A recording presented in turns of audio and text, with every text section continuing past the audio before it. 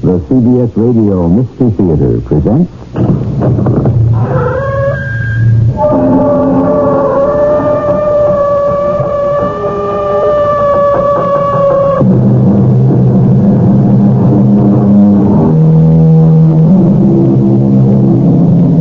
Come in. Welcome. I'm E.G. Marshall. What is memory? Can you turn on that mental computer and select or program what you wish to recall? Or does the mind have, as it were, a mind of its own? If it can withhold events you wish to forget, can it make you remember events that never happened? Must all my yesterdays be a plague, said Edgar Allan Poe, forever to haunt me?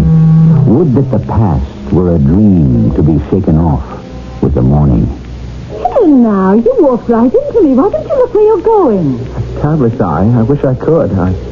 Did I hurt you? No. You knocked the breath out of me. Don't tell me you didn't see me. Well, I'm afraid it's true. I'm blind. Oh, my turn to apologize. You always walk like this at night. No white stick. Nothing. White stick? I hope I won't always be blind.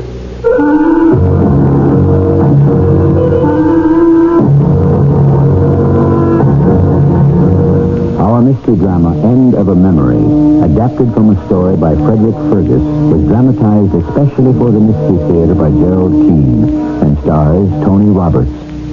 It is sponsored in part by ARM, Allergy Relief Medicine. I'll be back shortly with Act One.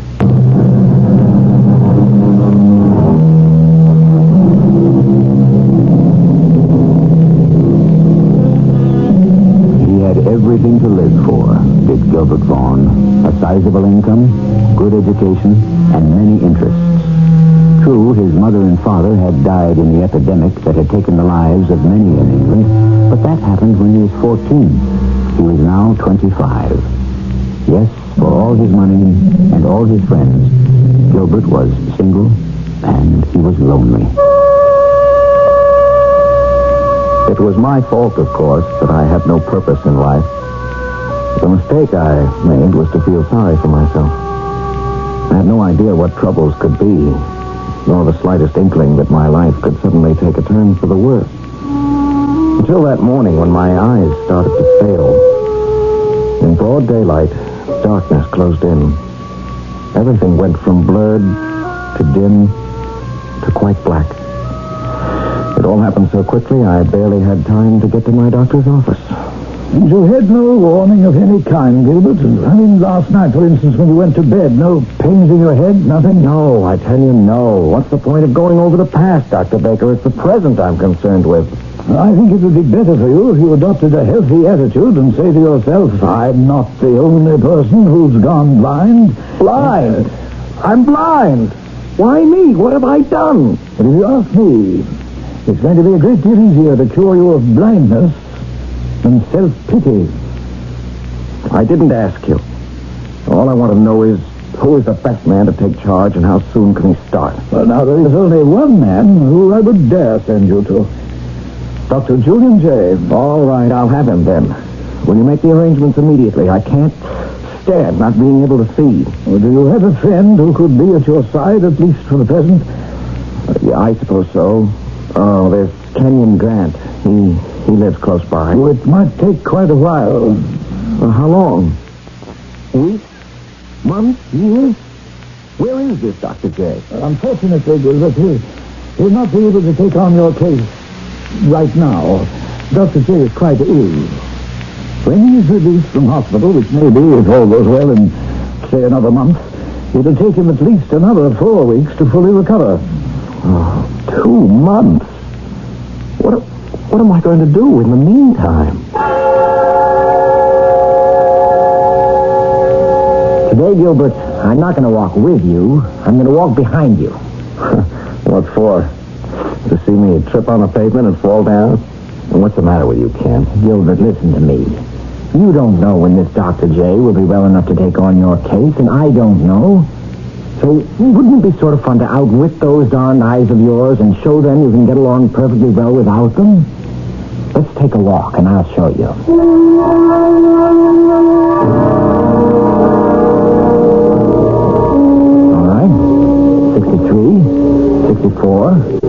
65. Stop. We're exactly back in front of your front door. Turn right. Good. Up 4 steps. Fine. Now, open the door with your key.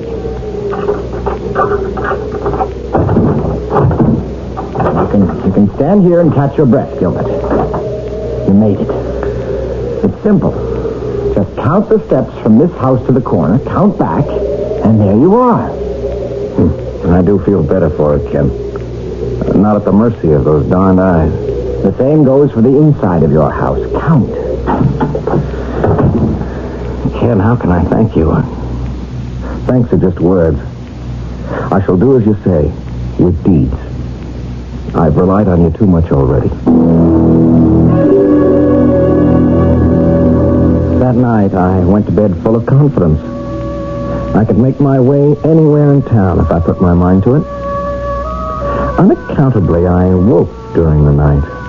Couldn't get back to sleep. And thought, well, why not? Nobody will be about. I got dressed, went down to the streets, turned right, and started counting.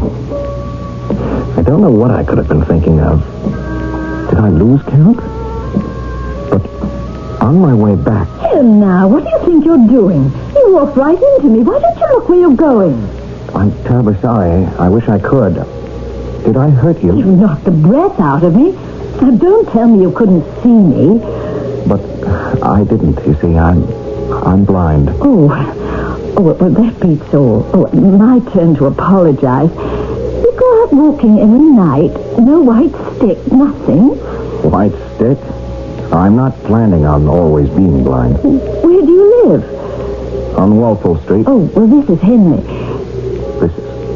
How did I get here? Well, I think I know your street. It's not far. I'll take you. It's funny. I've been counting my steps, too.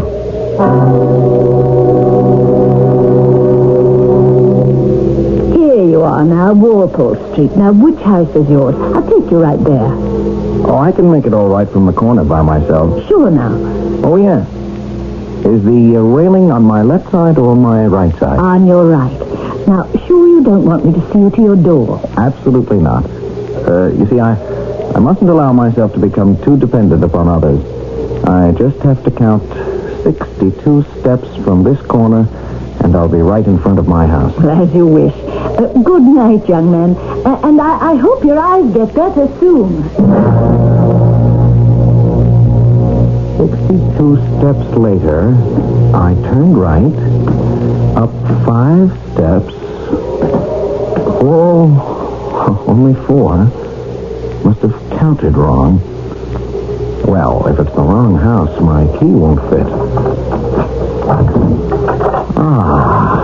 Home safe at last. I started up the steps to my bedroom when I heard someone crying. I ran my hand along the balustrade. It felt different. The carpet under my feet was different. I was in the wrong house. Who are you? I'm terribly sorry. I thought I was in my own house. Come in here. Well, we seem to have a visitor. What are you doing? I was trying to explain to the other gentleman I'm in the wrong house. If you'll just show me to the door, I'll be on my way. I don't like it, Professor. I don't like it at all. Believe me, gentlemen, neither do I. So if you'll just show me... Fortunate, but we have no choice. We had better dispose of him. What is that? Is that a gun you got? Don't you recognize a pistol when you see it? That's just it. I can't see it. I'm blind. Oh, blind, is it? Honestly, totally blind. That's why I mistook this house. Well, then, let us have a little test. Blind man, walk now forward 4 big steps. March!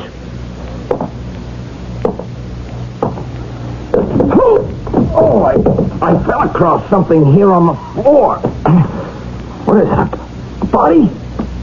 It's wet. It's sticky. Is this blood? Help me. Get up, somebody. I've twisted my ankle. Help me up. What do you think, my friend? Is he lying, or can he really see nothing in this room? I think he's telling the truth. Don't you understand? I can't get up. Is someone going to help me? Don't excite yourself, young fellow. We will take care of you. He did. He took care of me with something heavy and hard, and I blacked out. What seemed like an eternity later, I woke up. I was in my own bed. Standing there watching was Dr. Baker and Kenyon. Hey, how do you feel, Gilbert? I don't know. Is it my head that's hurting or my foot? Or both? Ken, why aren't you up in the North Country? I was until I got word from Dr. Baker here you'd had an accident. Oh, trying to remember. The police found you this morning lying on the docks down by the river. Yes, of course. They must have taken me there. The last thing I remember, tripping over a body. I was bleeding, and then they must have knocked me out. That's just what you said before. Said before? When? You've been a little delirious, Gilbert, and you were talking about getting into the wrong house. A woman crying, 2 men. Yes. One man did most of the talking. There was a body all wet with blood, and I tripped over it. I fell on it. Yes, of course, a body. Didn't you find some blood on me? No, not a drop. Uh-huh. How could that be? My hands were on the chest that was bleeding. When you were found, Gilbert, the sleeves of your jacket had been cut away and the entire front of your shirt torn off. You were all grime and mud, but bloodstains? No. Yes, but that's it. That's the proof, can't you see? Why would anyone do that to my clothes if there wasn't anything to hide? Possibly, but then again you might have been in some kind of a fight. The woman. I wonder what happened to her. All the time I was there, I was sure I heard a woman's voice, sobbing. Oh, yes. Gilbert, I want you to drink this. It'll make you sleep. You don't know how I wish I'd had the use of my eyes. Then I could have seen everything. The 2 men, the body. Yes, Gilbert, I'd say you don't know how fortunate you were. If all this really happened to you and you had been able to see it, it's quite possible right now that you'd be dead. Do you detect a note of disbelief in Dr. Baker's voice? He doesn't appear to quite believe Gilbert's story of the body, the 2 men, and the woman. What a fragile thing truth can be if it is shaken by doubt. However, it is rare indeed that Mystery Theater brings you a hero who cannot ultimately prove his word. Besides, you and I heard the strange goings-on with our own ears.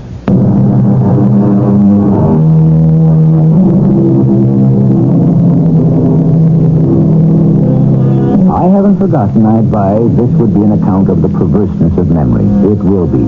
Don't worry. Remembrance of the past has been a theme for writers, poets, and painters alike. Who hasn't seen and been intrigued by Salvador Dali's extraordinary painting of the soft watch, of time bent out of shape, of what Dali calls the persistence of memory? The mystery of the body and the sobbing woman was not solved. Kenyon Grant told me a house-to-house police search on Walpole Street turned up nothing. Dr. Julian J. performed the operation. My eyes were as good as new, and he sent me to a warm climate to recuperate. Kenyon and I decided on Turin, Italy. Kenyon, where are we? On the Via di Po. What, again? I don't think being able to see gives you any better sense of direction. Well, then why don't you lead the way? We'll never get to know Turin if we keep walking around in a circle. It's darn uncanny. Always we end up right back at the Church of San Giovanni. Anyway, we kept to our promise not to go inside picture galleries, monuments, shrines, churches, or any of the other tourist traps. You might just have to break that vow. Never. What if I told you I have just seen the most incredibly beautiful girl go into the Church of San Giovanni? I'd say, what are we waiting for? The girl was quite a beauty. But her most mesmerizing quality was a strange and faraway look in her eyes. Kenyon and I stood silently and stared as she knelt and prayed, and then was joined by an elderly lady. Together they left the church.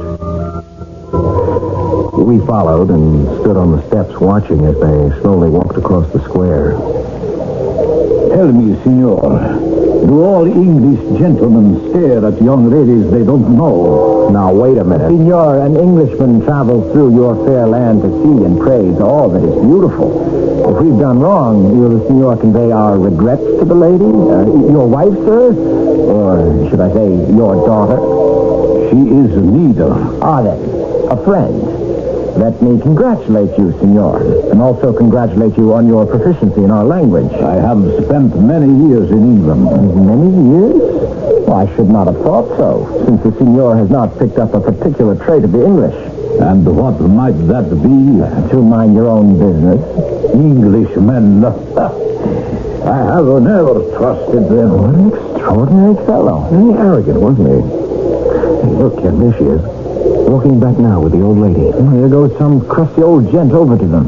He's tipping his hat. See? By the fountain? Yeah, I guess everyone knows everyone else in a small Italian city. Our drama is not over. There goes our friend, Mr. Nosy Parker, to join the group. Oh, so he did know the girl after all. Kenyon, I have got to meet her. I wish you luck. No matter how many times I went back to the Church of San Giovanni, I never saw that girl again. My heart ached, but she and her elderly companion passed out of my life. Kenyon went back to Scotland, where he and his mother had a shooting lodge, and I returned to London. Then, call it coincidence, I prefer to call it fate. One day I was strolling down Regent Street, and there she was. That girl. She was alone. I followed her to Hobart Gardens, to a very respectable-looking boarding house. Determined to meet her, I took rooms in the same house, and every day sat in the park opposite, watching. One morning, she came out alone, and without thinking, walked across the road, right into the path of a carriage. Look out! Driver, rein in your horses! I was at the girl's side, and then scooped her up and carried her back to the park, and sat her down on the bench. That was close. Yes, it was. Allow me to introduce myself. Gilbert Vaughn. How do you do? What is your name? Pauline March. I have taken rooms in the same house across the way where you live, Miss March. I was just going to the chemist's to get a prescription for Teresa. Oh, yes, Teresa. Is that your companion? A servant. She's ill.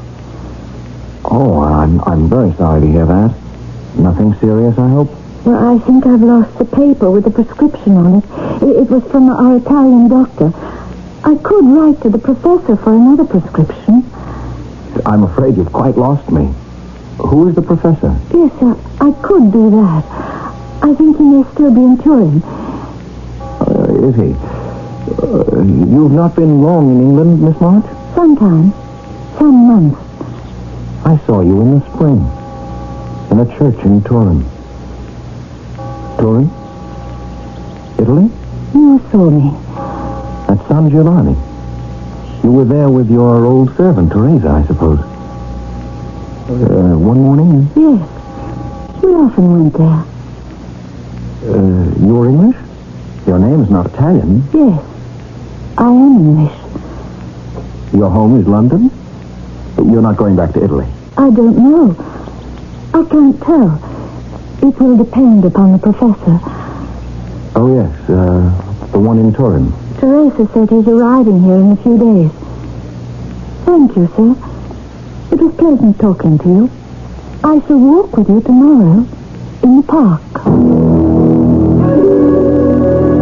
Like that. Out of the blue. The next 4 days, we spent the afternoons together, walking and talking. Her chaperone was ill. Did Pauline like me? Care for me at all? It was all quite maddening, this girl. So beautiful and yet so exasperatingly vague. You are the young man who saved my niece's life, yes? Oh, it was nothing. I just happened to be there at the right time. Do you wish a reward? Is that why you asked me into your room, is it? Well, I never quite thought of it that way, but I do wish a reward of sorts. About Miss March, can you tell me where are her father and mother? They are dead. I am her guardian. Why are you so interested, young man? My name is Gilbert Vaughn, sir. I will be frank with you. I love Pauline March, and I will marry her. She is not to be married. Professor, not knowing your name, I feel I'm talking to a wall. Oh, my regrets. An oversight. I am Manuel Ceneri. Professor Ceneri, I realize there is something strange about Pauline. Perhaps something in her life, something past. Who can tell? But that does not deflect me from the one desire I have, and that is to marry her. I am a gentleman, a fine family, and rich. Mr. Vaughn, I like your directness. I shall be direct with you. You say you are well off. Would you be able to satisfy me with some proof? Happy to. If you'll excuse me, I'll go to my desk and write a few lines to my attorneys, asking them to give you the fullest details. Fine.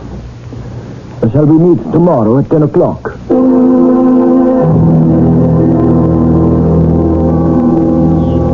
Is the fact that you are here in the park to meet me an encouraging sign, Professor Ceneri?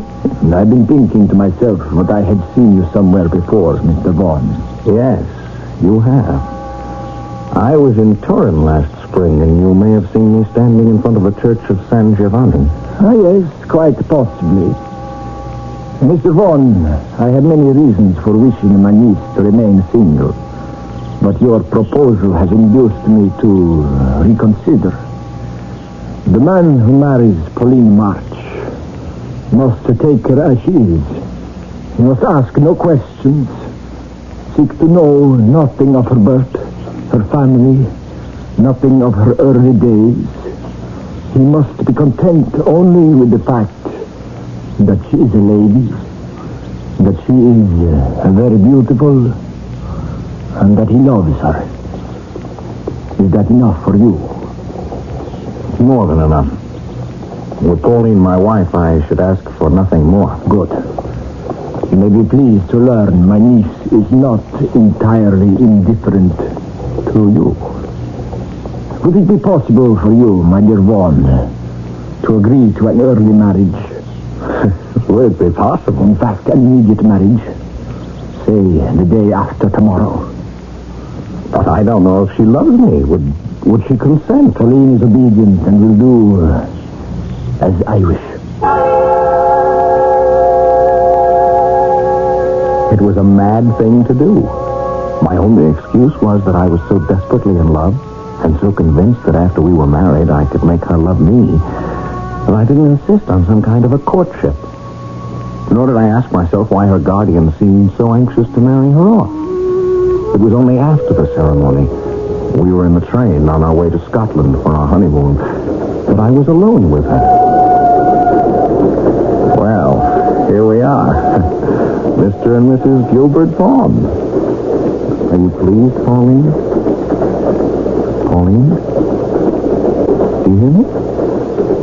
I said, are you pleased? Yes. Oh, my darling wife. If I could only make you feel as I do. Yes. Will you say, just once, Gilbert, my husband? Gilbert, my husband. I won't pretend to you that marriages are usually arranged this way. This is just as new for me, also. Yes. Darling, when we went walking in the park, do you remember? You talked so much more than this. I don't know what to say. I like being with you. Gilbert, my husband. Professor Ceneri said it was best for me, so I accept that.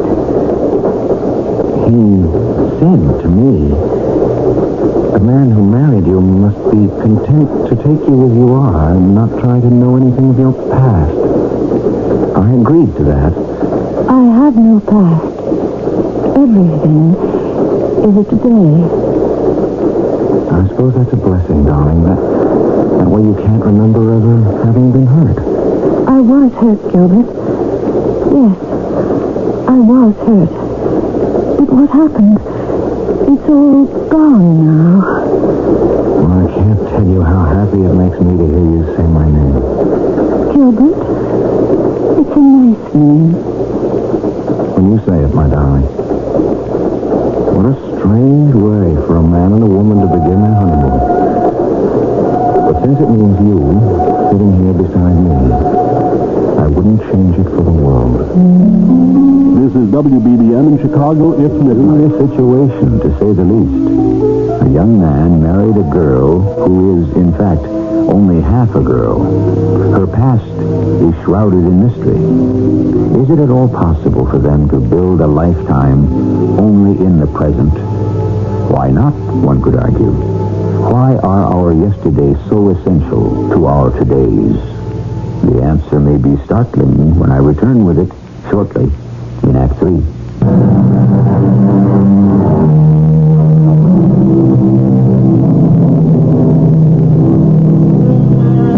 We begin Act 3 with a dilemma wrapped in an enigma. Who is Pauline March, now the young Mrs. Vaughn?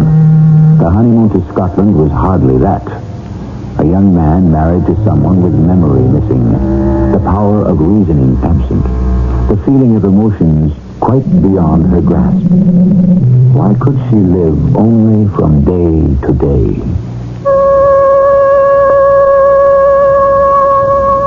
I had to know. I could no longer remain married in name only to this beautiful creature, not only cut off from the past, but apathetic in the present. Kenyon Grant and his mother were returning to London.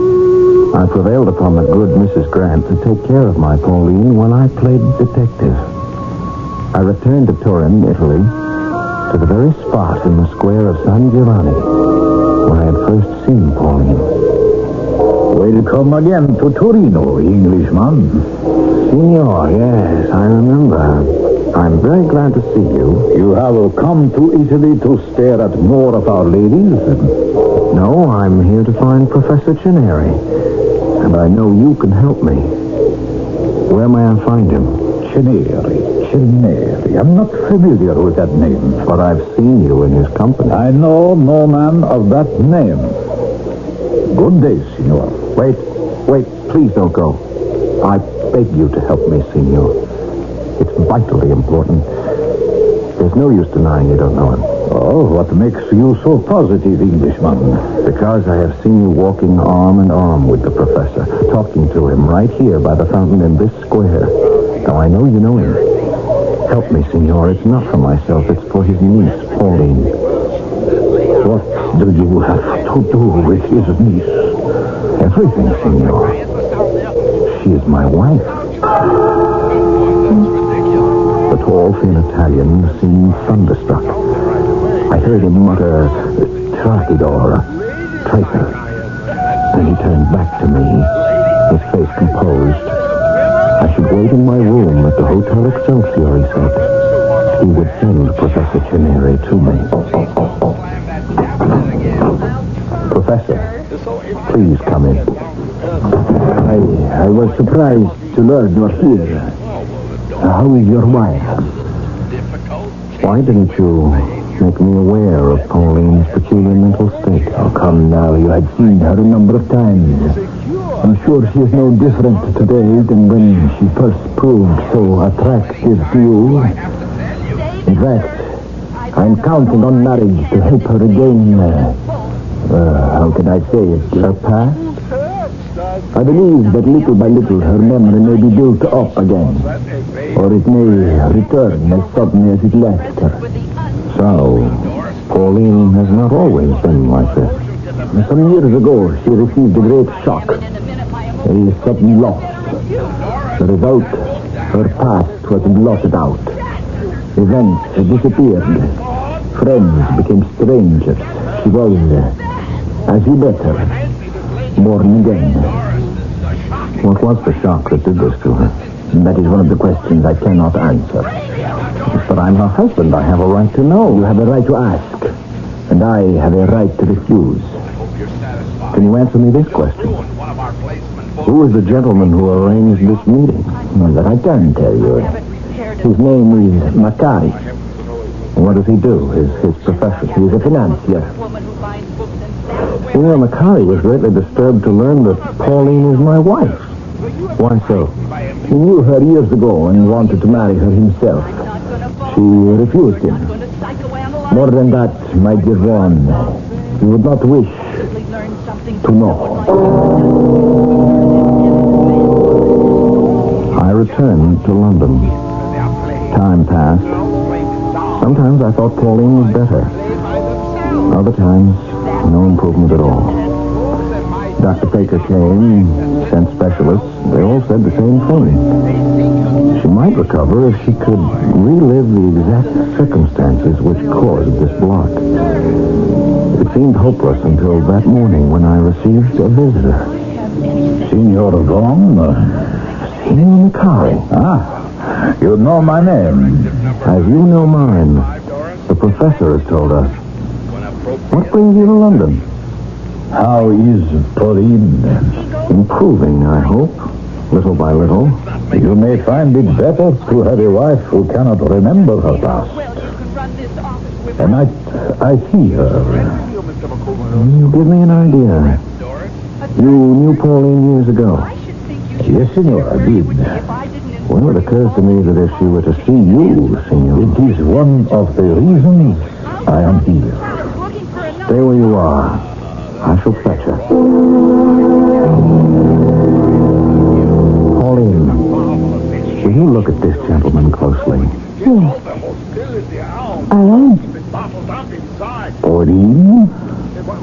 Do you remember me? No. Let me take you by the hand. No. Pauline, it is a long time since we last met.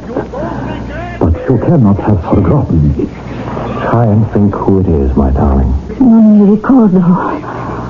She does not remember. But she spoke in Italian. I have never heard her speak Italian. Signor Macari, I believe she is remembering. Ah, do you think so? Signor, how long will you remain in London? Several weeks. I have a business here. Would you please pay us another visit? Several visits. As many as you care to. I believe that your presence might be the key to my wife's recovery. Senor Macari had not been gone 5 minutes when Pauline took me by the hand in a fierce grip and pulled me out the door. Her face was fixed, immovable, her eyes wide. Something in her disordered brain was compelling her to go somewhere as quickly as possible. My hand in hers, we ran this way, that way. She seemed uncertain of the street. Finally, we came to a house not unlike mine. Up the steps, 4 of them. And then she tried the front door. Open door. It is locked. Pauline, darling, I don't have the key. It's a deserted house. Open door. I must go in. Yes, but it's locked, Pauline. You can't go in there. Open. Hurry. All I have is the key to our house. All right, I'll try. Sometimes, who knows? I had once before unlocked the door, thinking it was my own. A feeling of horror ran through me. This was no coincidence. I followed Pauline up the dust-laden stairs and into a room. Yes, it was. I could sense immediately it was the very room into which I had come 2 years before. Blind. Pauline ran to a room beyond. I ran after her. You shouldn't have come into me. And why so late at night? I only did as you asked because it was your birthday. But promise me you'll stay here with me until they go. I wish they wouldn't be so angry. Pauline, what are you trying to tell me? I don't trust them, Anthony. Especially him. Please, for my sake, please. Anthony, don't go in there. Oh, don't. Darling, calm yourself. There's no Anthony here. They're in there. Anthony is in there with them. What can I do? Anthony, look out! He's got a knife! I had my arms around her, trying to comfort her. Suddenly, I became one with her nightmare. The room beyond, which had been empty and dark, was suddenly filled with light. I saw a young man sit down with his back to me. Facing him was the professor, and next to him, standing, Macari. I saw a knife flash through the air. The young man started to get up, fell back, and then tumbled to the floor. I saw myself standing in the doorway, my hands groping, eyes unseeing. Who are you? I'm terribly sorry. I thought I was in my own house.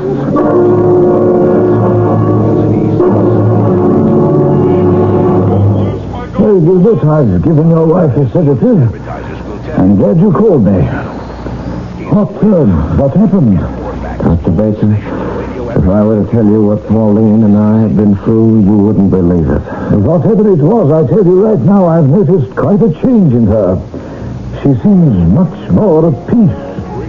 It just may be that tonight was a turning point. The next morning, Signor Macari appeared. Good day, Mr. Vaughn. I am back just as you requested. I do so wish to help you. Why did you murder a man 2 years ago in a house not many steps from here? Are you mad, Mr. Vaughn? On the 20th of August, you stabbed to the heart a young man. The witness to your murder was Professor Chenari. It was you, a blind young man. You. Why did I let him talk me out of finishing you off? You don't even deny it. That man, I want to tell you his name, was Pauline's lover. Hers is a noble family. The only punishment for such betrayal is death. Yes, I say it again, Mr. Vaughn. He was your wife, Pauline's lover. He had no wish to marry her, and so Chenari and I killed him, even in her presence. I don't believe you.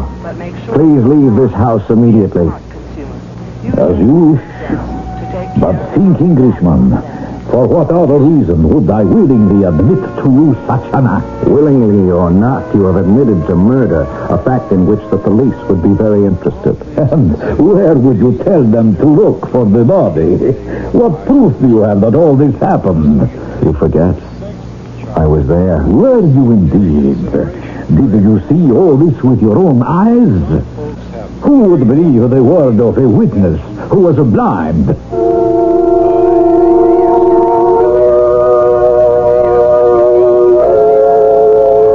Who indeed could believe what I had seen in a nightmare vision? Only Pauline. And Dr. Baker absolutely forbade me to question her anymore. I was a man caught up in a never-ending hallucination. Then one day, an unexpected visit. I could no longer stay away, Mr. Vaughn. I may risk my life here, but so be it. How is Pauline? Professor Chenari, at the moment, she's in limbo. She's somewhere between the past and the present. I believe some of her past has returned, but instead she's lost the memory of her marriage to me. What brought this about? A visit from a man you know. Macari. Professor, had Pauline ever a lover who dishonored the family name? Who has told you such lies? Who was the young man murdered by Macari in a house not far from here? What is all this? Where did you hear such a story? A story? You were there, Professor, and so was I. It was you. And now I recognize you. But could you see? Nothing. But I heard everything.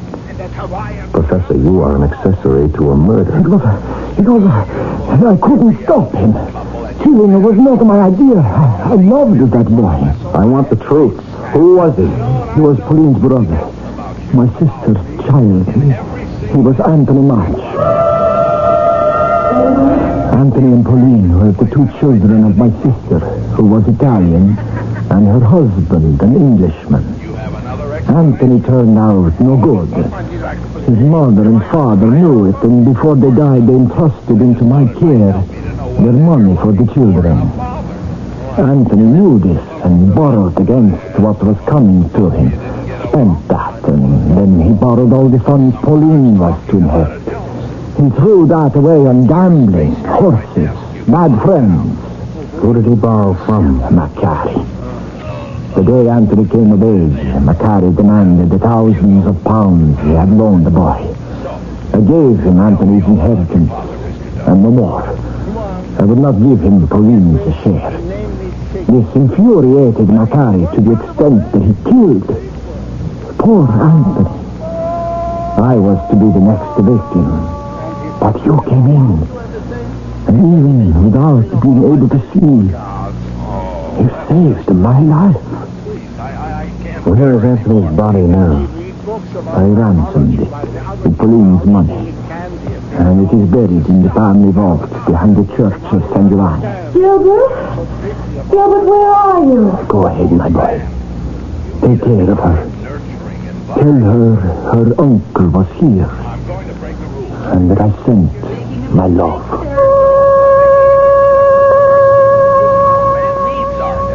The pieces of the puzzle had finally all come together, as had my dear wife's memories and mine. I shall always bless the blindness that brought me into her life, and strive for the day her eyes are wide open to my love.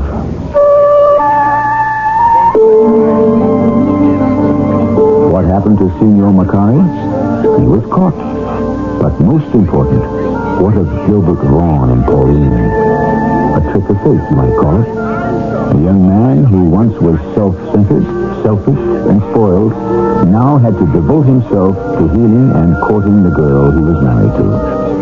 I'll tell you more when I return shortly.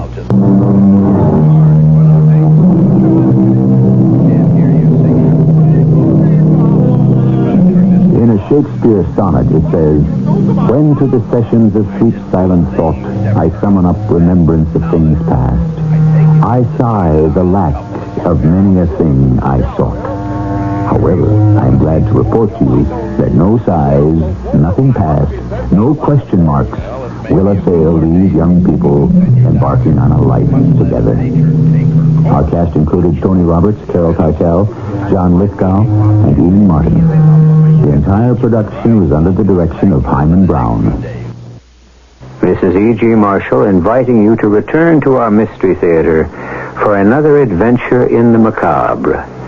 Until next time, pleasant dreams.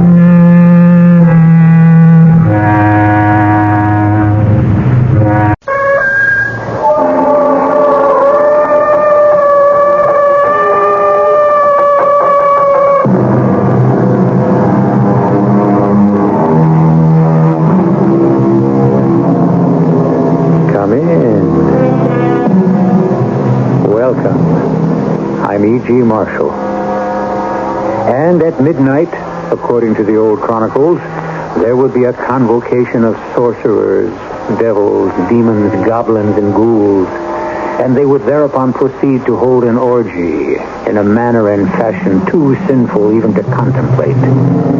And woe to the unfortunate mortal who would be compelled to participate in these hellish rituals that were profanely called a witch's Sabbath. A witch's Sabbath. You say it's superstition, an old wives' tale, a throwback to a more innocent era. Don't be too sure the era you live in today isn't the most innocent era in all history.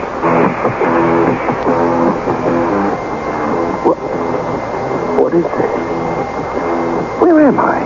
Where you always wanted to be, baby. You're at a party, Tiger. What a party. Look, Beautiful women. All for you. And fabulous food. That fountain, it's champagne. All yours, baby. It's what you always dreamed of, Tiger. Oh, I'm dreaming again. Not this time. It's real. Now it's real.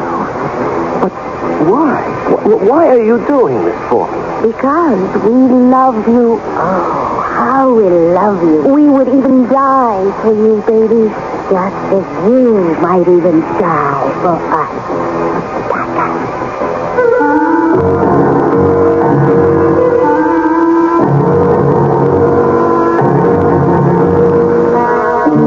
Our mystery drama, Witches' Sabbath, was written especially for the Mystery Theater by Sam Dan and stars Larry Haynes. A kind of amused contempt for the superstitions of our ancestors. We civilized people, we know everything, except perhaps that civilization is only skin deep. For a highly reliable estimate of the human condition, we refer you now to Francis Aloysius O'Boyle, whose knowledge of mankind was acquired during 35 years of faithful service behind a bar. In a place like this, you get all kinds, and you hear everything. The rich man has his psychiatrist, the religious man has his priest, and the drinking man has his publican. All them words. Is it a coincidence they all begin with a P? Here I spent my whole life thinking I was just a bartender, but this professor comes in here one night. There's another smart word that begins with a P, huh? And he calls me publican. Oh, that's the traditional English word for saloon keeper. I think it sounds kind of dignified, don't you? Well, anyway, like I started to tell you, you get all kinds. It's a pretty good evening. All the regulars are here. And just about midnight, this guy comes through the door. His clothes, not too expensive, not too cheap, just middle. You know what I mean? The only thing is, he's got a very scared look on his face. So I say to him, what do you have? And he answers, what do you got? Me? I got everything, pal. Name it. Well, I want a drink. Sure. What kind of drink? Now, please, I didn't come in here for an inquisition. I want a drink. Just pour me one, if you don't mind. So I reached for the nearest bottle and poured him a glass. He made a very, very sour face as he dragged it down. You could tell he didn't like it. Yet for a guy who didn't like it, he kept putting it away. So I said, don't you think you had enough? No. Well, he still seemed perfectly sober. It was just that he appeared to be more scared than ever. Now, in my business, you make it a rule, never start up with a customer.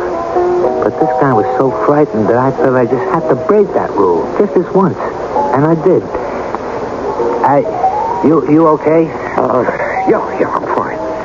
Reason I'm asking, you don't look too good.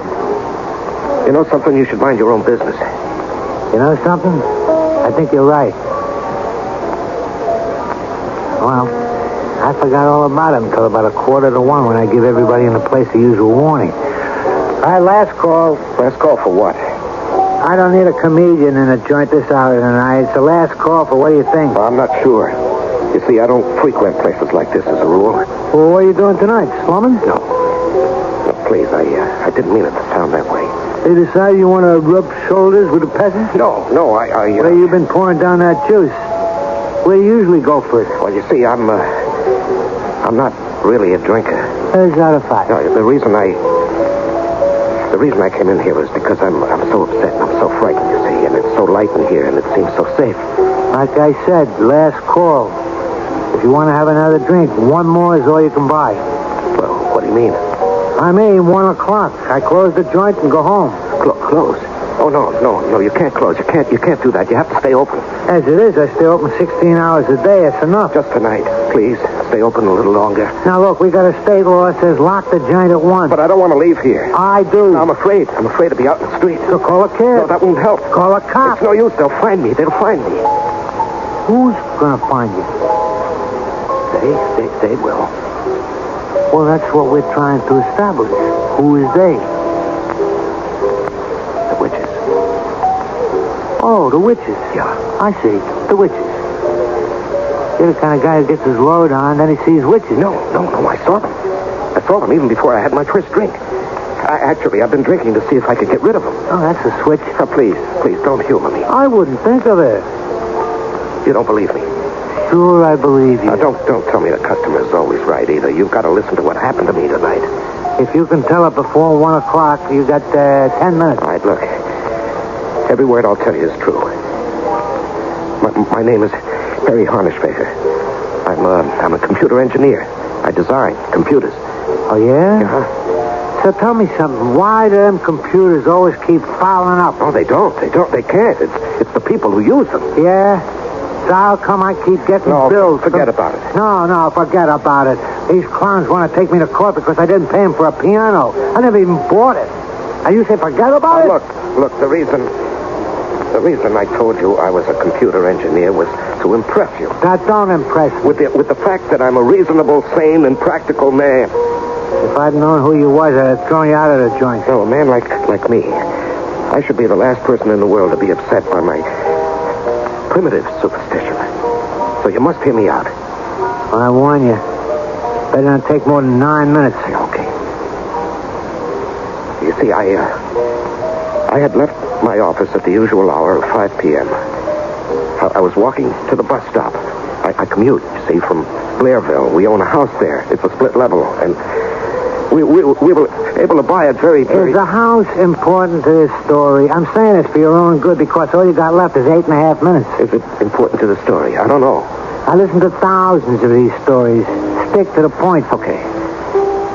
I left the office. I was walking to the bus stop. We already established the bus stop. Please.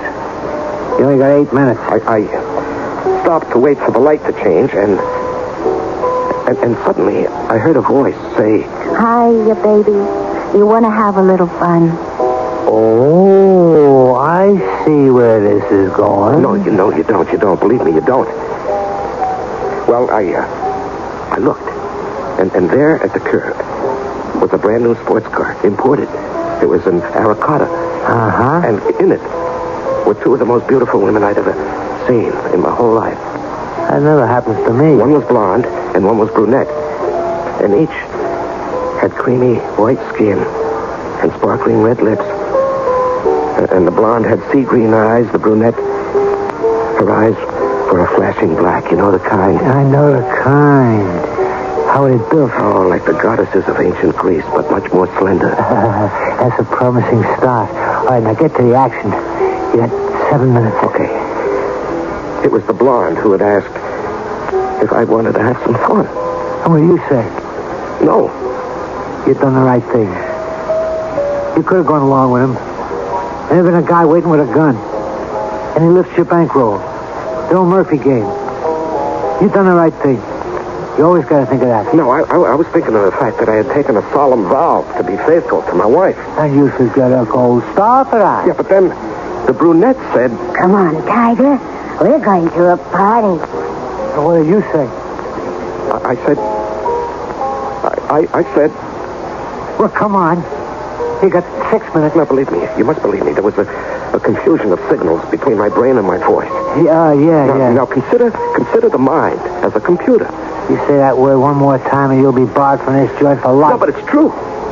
The answer that my brain fed to my voice was, no thanks. But the answer that came out was yeah? Hey, honey, what are we waiting for? And before I knew it, I was in the sports car, and Well, you are a sly one, Mr. Harney. Where those words came from, I'll never know. Why I said them, I'll never know. I didn't want to get into the car with those women. No, of course not. No, and anyway, the brunette turned to the blonde and asked... Will he do? And the blonde winked at me and said... How about it, baby? And you said? I said... I wanted to say, please let me out of here. I'm a most happily married man. I wanted to say that. But the words that came out said, let's go, girls. Well, why don't you just open the car door and jump out? Because I couldn't. I'm with you, pal. I couldn't either. So look, you got 4 minutes. And you ain't even got to the good part yet. Well, we were going down Main Street. And the blonde placed her arms around me, and she kissed me. Now we're getting there. And I think I must have passed out. That must have been some kiss. Oh, yeah, it was.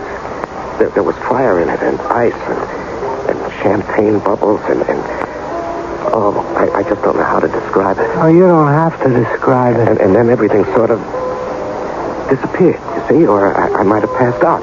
It was like that, huh? I don't know how long it lasted, but when I woke, I was in a kind of a room, and there was a kind of music, and there was a fire burning in the middle of the room, and I thought that was kind of strange because there was no fireplace, and I shouted, "Fire! Fire!" Don't get excited, baby. Nothing to be scared of yet, Tiger. And they were there in the room. This crazy-looking room with wild kind of pictures on the walls, the blonde and the brunette. And each was wearing a long robe. And I looked at myself, and I was wearing a long robe, too. Hey, where am I? What's the meaning of this? Well, we asked you to come to a party, baby. Oh, yes, indeed, Tiger. A party. But my clothes, what happened to my clothes? Well, it's a formal party. Now you're dressed right for it. Now, what party are you talking about? The kind of party you've been dreaming about all your life. Wild, crazy, the most beautiful women in the world. And here we are, with a fountain of champagne. Look, baby, there it is. What? The fire. What did you do to the fire? How did the fire turn into a fountain of champagne? Well, would you rather it was a fire? Well, I... All your life you wanted to swim in a champagne fountain. Who are you talking about? You, Perry Harnessfeger Jr. Haven't you always dreamed about it? I never told anyone. Beautiful women, a champagne fountain, music. Wait. You're a king, Tiger. A king. It's what you always wanted, baby. No, it's not what I always wanted. Who are you kidding? Your secret dream. His Majesty, King Perry Harnessfeger. Hail His Majesty, King Perry Harnessfeger. Hail, King Perry! Tiger, your loyal subjects await your command. Look, please, tell me what this is. How did I get here? Oh, we invited you to a party. This is a party. But this fire that turns into a champagne fountain, this table with the most fantastic food, and the people, all these people, who are they? Well, they're your loyal subjects. You always wanted to be a king. Your secret desire. Every wish comes true tonight. Yes, but... But what? My wife is expecting me home. She'll worry. What do you care? Well, you want her to worry. No, that isn't true. That isn't... What was that? You made him angry. He? Who is he? But don't do it again. Who did I make angry? The prince. The prince? Who is he? The Prince of Darkness. The Prince of Darkness? Who spoke my name? What? Where did he come from? Who is this? This is the Tiger Prince. Yeah, the guest of honor for the party. He doesn't look like much to me. That's true. A meek little watery-blooded clerk, if you ask me. Oh, that's what he looks like. But he's a tiger inside. A lover. A killer. Ruthless. Reckless. Fit to be the guest of honor. Then, let the party begin. Let the party begin. The lights. What's happening to the lights? It's getting dark in here. Who shall speak the invocation? That's you, baby. Recite the prayer, Tiger. What prayer? The Sabbath prayer. Let the Sabbath begin. Sabbath? I thought this was a party. Well, it is, baby. Say the Sabbath prayer. What kind of Sabbath? A witch's Sabbath. A witch's Sabbath. A Sabbath for witches.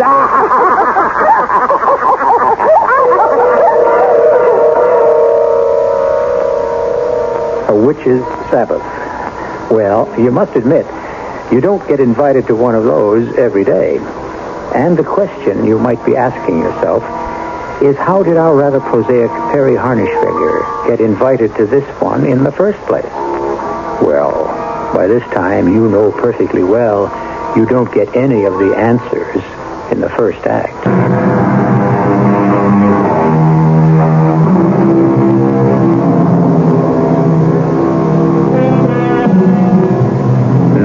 the time for all good men to come to the aid of the party. Two very pretty ladies, one a blonde and one a brunette, were driving about in an expensive sports car looking for a gentleman to escort them to a party. And gallant Perry Harnischfeger volunteered. Well, when he arrived, he discovered that the party had a kind of indefinable religious tinge to it. It was a Sabbath of sorts. Or to be exact, a witch's Sabbath. A witch's Sabbath? Oh, yes. These ladies are witches. Witches? But witches are what? It is old crones. Why? I am the prince. These are my handmaidens. Why shouldn't they be beautiful? Oh, please, where am I? What's happening to me? This is a religious assembly. I want to go home. Why? Why? Well, answer the prince, baby. Answer the prince of darkness. Why do you want to go home? You hate your home. No, that's not true. What? Oh, we told you not to do that. You mustn't lie to the prince of darkness. You hate your home. You hate your wife. No, that isn't. Don't say true. You'll get him mad again. Relax, Tiger, relax. And let it happen. What happened? What you came here for? What you've been dreaming of. Toll the bell. Once. Twice. Thrice. Say 3, baby. What for? It's a magic number. Say 3, Tiger. 3. 3. Weave a circle round him thrice. 3 times. 3 times tonight. 3 times. You will do it 3 times. Do what? He doesn't know why. He doesn't know why. Tell him 3 times. Kill. Kill? What do you mean, kill? You know what we mean. You kill your boss. Your wife, her lover. No. Let me out of here. Do you understand? Let me out. Go. What are you waiting for? So long, Tiger. Well, why don't you leave? My clothes. I don't even know how I got into this robe. What did you do with my clothes? You're wearing them. What? How did you do that? I can do anything.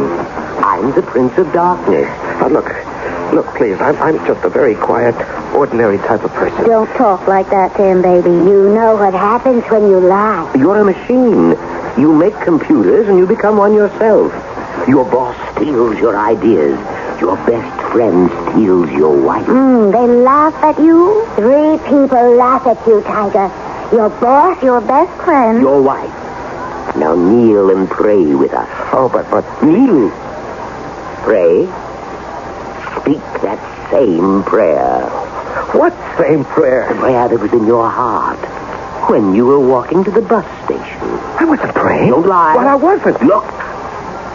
Look out there. Where? See, baby, that's the street. That's you, walking to the bus station. Listen to what you're saying to yourself. Listen, Tiger. I'll kill that smirking, thieving. Who does he think he is? That's you. I designed the circus. I alone worked out every production problem. It's mine. He stole it from me. He made millions. I'll kill him. One day I'll kill him. That's you, Tiger. Now you see us in the car. And we hear what you're saying. Loud and clear. It's a prayer. But I didn't mean what I was saying. You didn't? No, it wasn't even true. A man says a lot of things he doesn't mean. A man means every word he says. But that's not why we picked you up. The streets are filled with human beings who want to kill one. But you wanted to kill 3 times. No, that's not true. Well, look at yourself walking down the street. Listen to yourself. Talking to yourself. Who do they think I am? I'm not blind. I'm not stupid. I deal in facts. Facts. You feed facts into a computer, you get answers. What answers were you getting, Perry? How did you know what I was thinking? I know everything. Why do you want to kill your wife? Because I see now. Yes? What do you see now? My wife. I see now. She must have always had a roving eye. But why with Joe? Why with my best friend? Well, you know why, baby. Because she was there, Tiger. and you weren't. The French, they have a saying. The one who is absent is always in the wrong. Listen to the French. They know all about love. Summon the demons. Summon the devils, the ghosts, the specters, the phantasmagoric spirits of murder and death. Summon the incubus of revenge, the evil genius of retribution. Come, all, pray. This is the witch's Sabbath. Repeat after me. Death and the fires of hell. Death and the fires of hell. To the unholy three. To the unholy three. Death to all three. Toll the bell 3 times. And now, Petty Harnish Vegas, do you shed blood tonight? Do you want to kill them?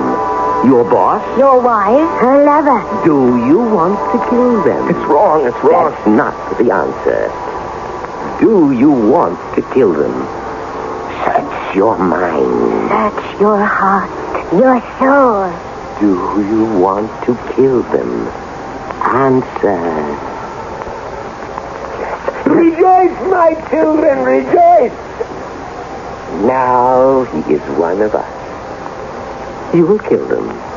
Kill? Yes, tonight. This is the night of the witch's Sabbath.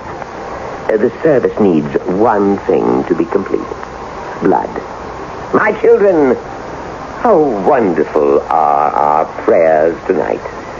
There will not be one victim, but 3. But I can't kill. I don't know how.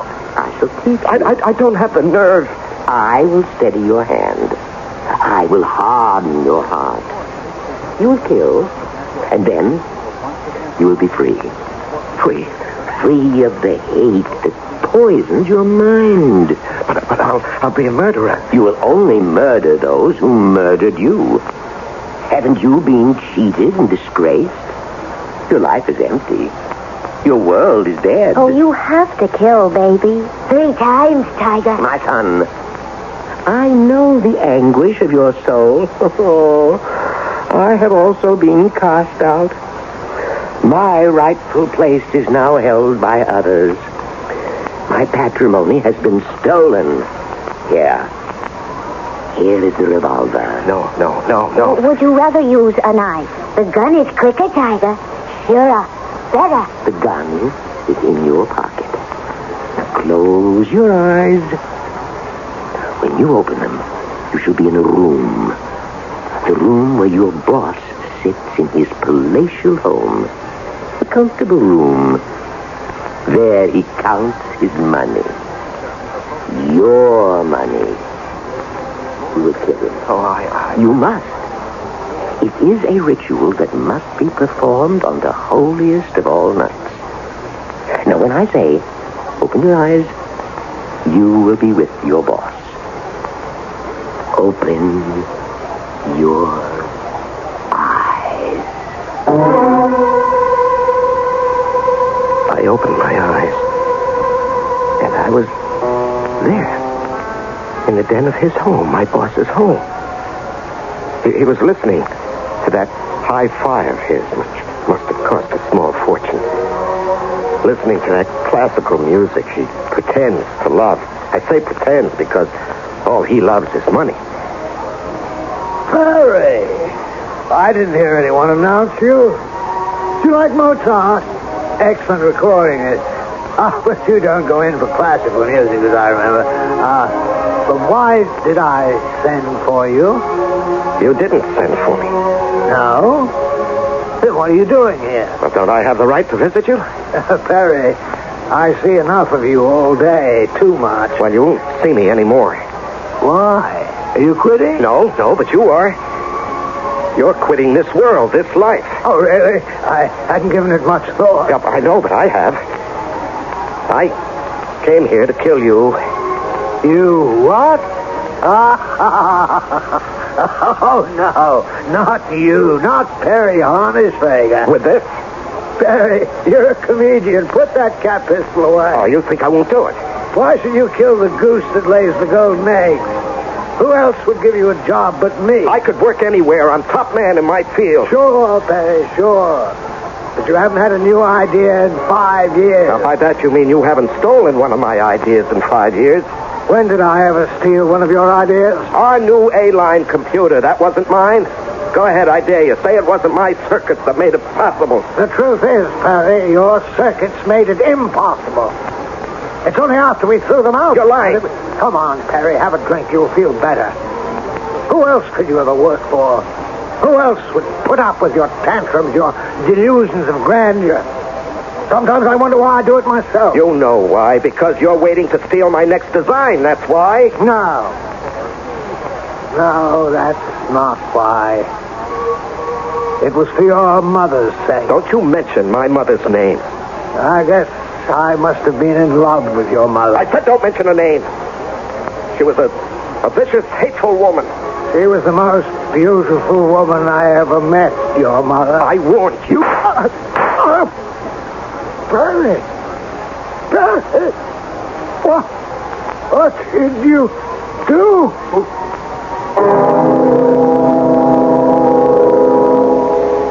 Well, what has he done? He went from that witch's Sabbath, or whatever it was, straight to his boss's home, and very quickly, before we could even get to know that gentleman, Perry shot him dead. Now, you're probably saying, is this really happening to Perry, or is it a dream?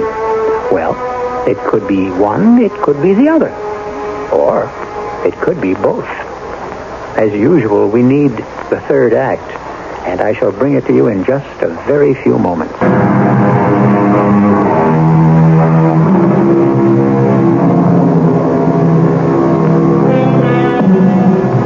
Perry Harnischfeger is telling a story to a rather cynical bartender in a saloon. Perry is almost milquetoast in appearance, speech, and manner. But that's on the outside. Inside, he seethes and boils and seems to be a potential volcano. It's the old story about books, covers, and judgments. So, before you form yours, listen. Now, what are you telling me? These two dames picked you up, took you to this hotel room. I don't know. I don't know if it was a hotel room. It was more like a cavern. And you had this dream of all this stuff, like the devils and witches. No, it wasn't a dream. They must have fed you one of them things like poison mushrooms or something. It gives you them wild nightmares. It wasn't a dream. You mean you actually killed your boss? No. I had a vision of killing my boss. Now, look. The only reason I'm listening to this is for those two dames, the blonde and the brunette. What happened with them? If they don't come back, then as far as I'm concerned, the story's over. No, they never left me, you see. They were with me all the time, even when I had the vision of killing my boss. Yeah? So what happened? I stood there, looking at his body on the floor, in this vision that I had. And I was holding the revolver. And the blonde stepped forward and removed the gun from my hand. I'll take that, baby. We have to reload it. The prince is very proud of you. The service can now continue. You brought us blood.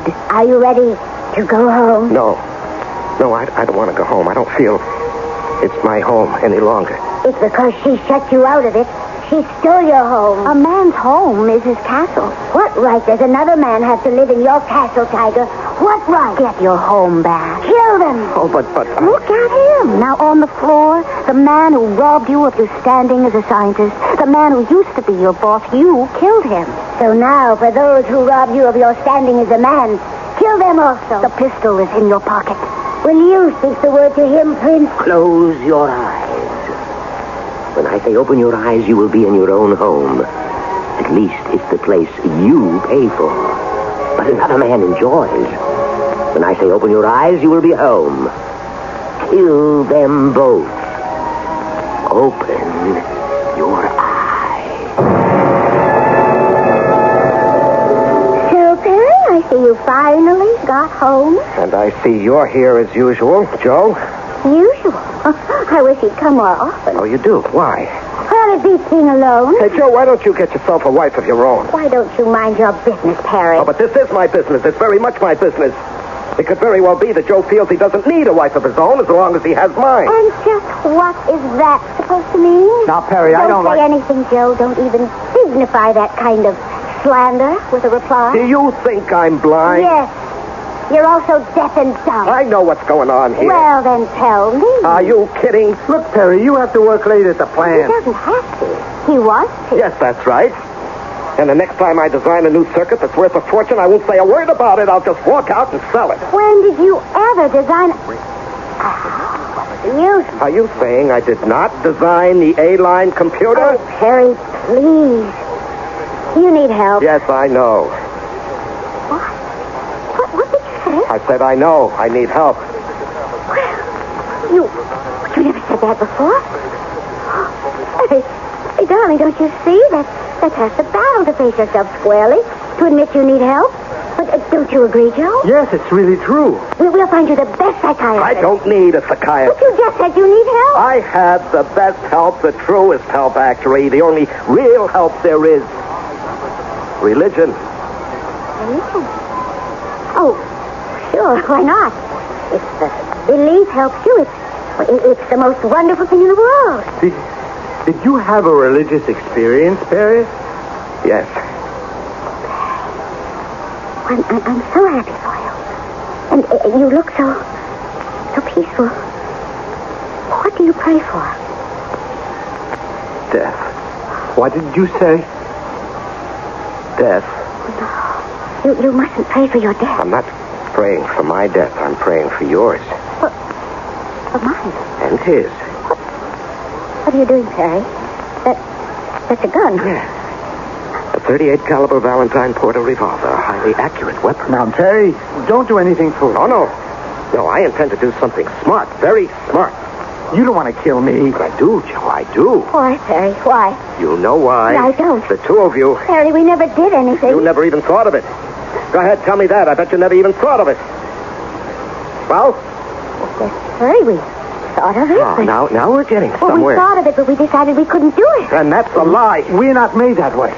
Perry, you don't love me anymore, and I don't believe in divorce, so all three of us will have to go on being miserable forever. Oh, no, not all three of us. Not all three of us. Two of us will be dead. No, Perry. And the dead, as far as I know, are not miserable. Perry, please, stop. Think. And I won't be miserable. But you will, Perry. Oh, no, I've been commanded to do this. Command? The only command there is for a thing like this is thou shalt not kill. That's not my command. Perry, you can't. Oh, yes, I can. Because he has darkened my soul. He has hardened my heart. No. He has steadied my hand. For the love of heaven, Perry. Not heaven, Joe.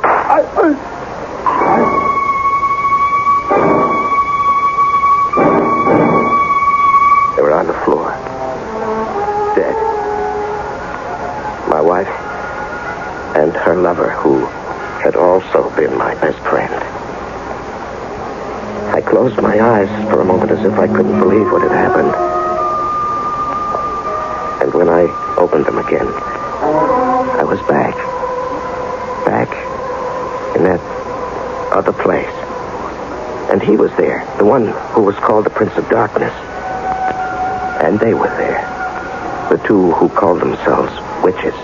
You did it, baby. You're a terrific tiger. You're my best-loved child, Perry. I want to go home. You're home now. No. You have a place here. You have two wives. He means me. Oh, me too. Look at them, aren't they beautiful? No, please. You have a job, too. Keeper of the flame. Hey, baby, that's the best job there is. You light the fire for the witch's service. Now let the service continue. Now, let me out of here, please. Please. I'm frightened. I'm leaving. Did you hear that? He's leaving.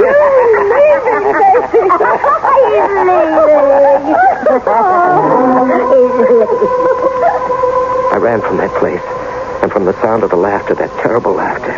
And I ran through the dark and deserted streets of the city. I didn't stop running until I saw a light. It was safe. Here. With the bright lights and the soft music and the friendly faces. Here. I'm safe. So? What happened? You mean you killed your wife and your friend in addition to your boss? No, I didn't kill anybody. But the terrible thing is, I I wanted to. And it dominated my mind, which is why they came after me. Don't you understand? All I understand is I stayed open past 1 o'clock because I thought you were going to tell me about those 2 dames. What happened to them? They're after me. Yeah? I'm one of them now. Don't you see? They'll be after me as long as I live. Okay, mister, this is it. Closing time. Oh, please. Please don't send me out to the street, please. They're looking for me. The men in the white coats are looking for you. They read your mind. They read your heart. 2 beautiful dames in a sports car. Why don't I run into things like that? You will. You will if there's evil in your mind. If there's murder in your heart, they'll find you. Oh, for crying out loud. Did I say guys in white coats are looking for you? 2 guys in blue coats are looking for me. On account of you, I broke the law. I'm open. Look, officers, my watch must have been wrong. I'm not serving on this. Phil, you at the bar. Sure. Grab him, Jack. Don't try anything. Hey, look, there's nothing going on here. Careful, Jack. He's a killer. He's armed. Now, hand over the gun, mister. Easy. That's it. I'll cuff him, Jack. Your name's Perry Harnischfager? Yes. This is your gun. This 38 caliber Valentine Porter? Yes. Hey, wait a second. I'm not dreaming. This is for real. You mean he killed somebody? 3 people. The unholy 3. Let's go. Officer, wait. Let me tell you why I did it. Mister, you better tell that to a judge and a jury. So, like I was saying, you stand here behind a bar, you get all kinds. The stories I hear. Anyhow, the reason I bring it up is because I was reading in the paper today, and you might have seen it on the late news on the TV. Perry Harnischfager was found guilty of murder. Triple murder. His boss, his wife, his best friend. Yeah. He's going to spend the rest of his life in jail. What's that? Oh, the witch's Sabbath. Now, how could a thing like that be legit? I mean, this here is the 20th century, ain't it? Hey, where'd the time go? It's 1:45. Excuse me, friend. A couple of dames just walked in down the other end of the bar. Hey, not bad looking, huh? Yeah, I'll be right back. Well, ladies, you got time for one more before closing. What'll it be? Hiya, baby. Hello, Tiger. You want to have a little fun? I'm a married man. That's why we asked. Why don't you close the place and we'll take you to a party? Oh, well, look, I told you, I'm a married man. Yeah, we know. That's what you have to say, baby. But what do you want to say, Tiger? I want to say, what are we waiting for? Well, what are you waiting for? More? The story's over, isn't it? Or is it? Isn't this a story that has been going since the beginning of the human race?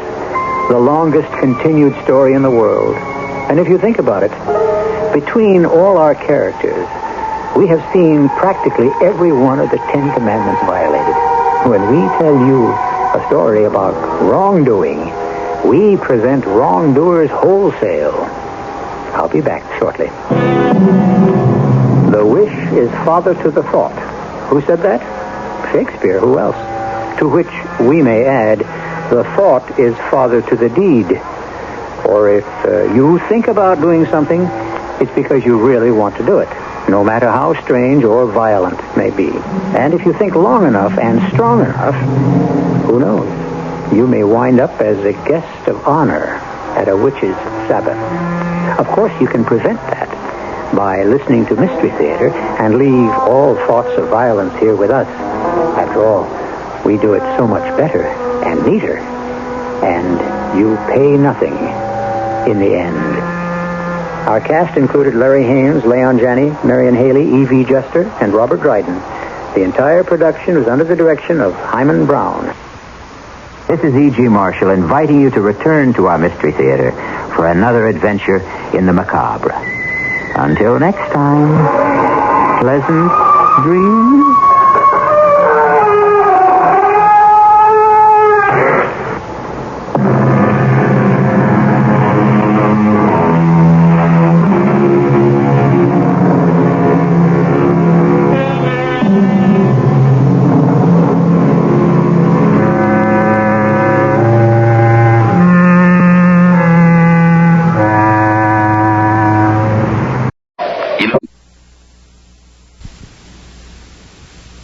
This is Dick McDaniel inviting you to stay tuned for the CBS Mystery Theater and the Mutual Radio Theater and our next news at 12 midnight.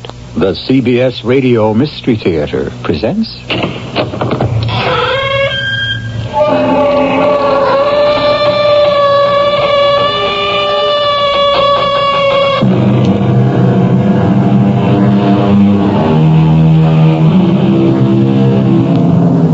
Come in. Welcome.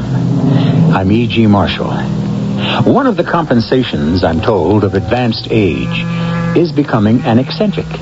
When one is young and on into middle age, eccentricities are regarded with suspicion.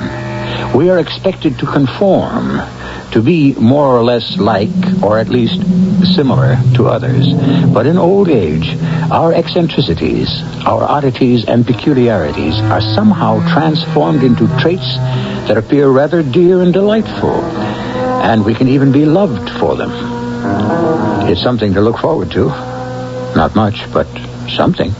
What are you doing there, my girl? Why, reading the scriptures, sir. Are you indeed? Let's have a look. Oh, please, sir. Ah, I thought as much. A mirror. A mirror concealed between the pages. Out. Out with you. Out of this house, you package.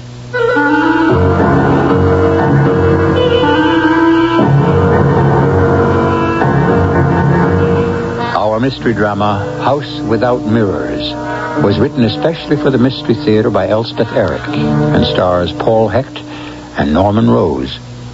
I'll be back shortly with Act One.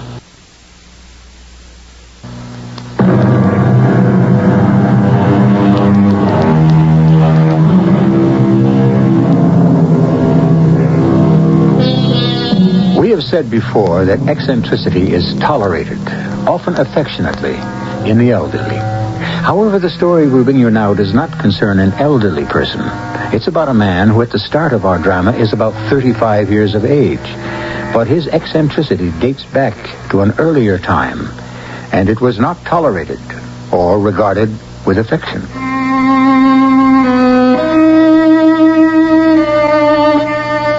If I could have afforded a house along the riverbank, I should most certainly have lived in one. But as things stood at this particular time, I had to content myself with daily walks along the riverside for a breath of fresh air and an amount of healthy exercise. So it was that I came to notice and be interested in the man who emerged each morning from one of the houses that so happily overlooked that placidly flowing river. Sir, I beg your pardon. How's that? I don't mean to intrude, but... Is there something I can do for you? Yes, actually there is. Well, that's your service, sir. I walk along the river each morning at the same time, and each morning I see you come out of your house. It is not my house. No. Oh, I thought, well, I assumed that... I am merely a servant in that house. Oh, I didn't know. The house belongs to a gentleman named Mr. Oswald Strange. But I never see Mr. Strange. Of course, he may leave his house at other hours when I am not here to witness his departure. Mr. Strange never leaves the house. Oh, I'm sorry. Is he an invalid? Not precisely. Not precisely. Let us say he is incapacitated. Yes, I understand. Well, anyway, it was yourself who first interested me and has continued to pique my curiosity. Oh, in what way, may I ask? Well, each morning you come out of the house after a great jingling of bolts and door chains, which I cannot help but hear on those occasions when I happen to be directly in front of the house. You appear, you step forward and stand upon the doorstep. Forgive me if you feel I intrude upon your privacy. I do not regard it as an intrusion. There's nothing to forgive. Pray, continue. Thank you. I shall. Well, standing on the doorstep, I see you look around and sniff the air. And then you come forward. You cross the road, look down into the river. You do it, may I say, with the air of a man accomplishing a self-imposed task from which nothing is supposed to come. Not entirely true. But go on. Thank you. Then, having done this, you cross the road again. Turning on the threshold to take a final inhalation of air, you disappear once again into the house, bolting and chaining the door as if there were no possibility of its being reopened for at least a week. And yet, the very next day, you appear again, unbolt, unchain the door, sniff the air, cross the road, look into the river, and the identical performance repeated day after day after day. You cannot censure me for being curious. Curious as to what? As to why you do this each day. I do it to check on my appearance. That's why I do it. To check on your appearance. Is that what you said? That is what I said, to check on my appearance. After all, as valet and companion to a gentleman such as Mr. Oswald Strange, I cannot permit myself to appear unkempt and slovenly. No, but surely it can't be necessary to look at your reflection in the river. Surely there's a looking glass you could employ for the purpose? There isn't a looking glass in all that house, sir. No looking glass? Is that what you said? It's some peculiar fancy of my master's. There isn't one in any single room in the house. Not one. How very odd. Why should there be no looking glass in any of the rooms? Ah, sir. There is the mystery. It's just a fancy on the part of my master. His ways are queer ones. And this fancy about the mirror is one of them. In hiring a new servant, the very first stipulation he makes, has always made, is that about the looking glass. It has been one of my duties to explain the thing as far as it could be explained before any servant could be taken into the house. But how could you know that there would never be one? Ah, there's the rub, sir. I could never be absolutely positive, especially with the woman servants. What lies they would tell. They would protest that they didn't want to look into a mirror, and all the while the wench would have her looking glass of some kind or another hid away among her clothes upstairs. Sooner or later she would bring it out, and leave it about somewhere rather, where like as not the master might see it. I well remember one of them.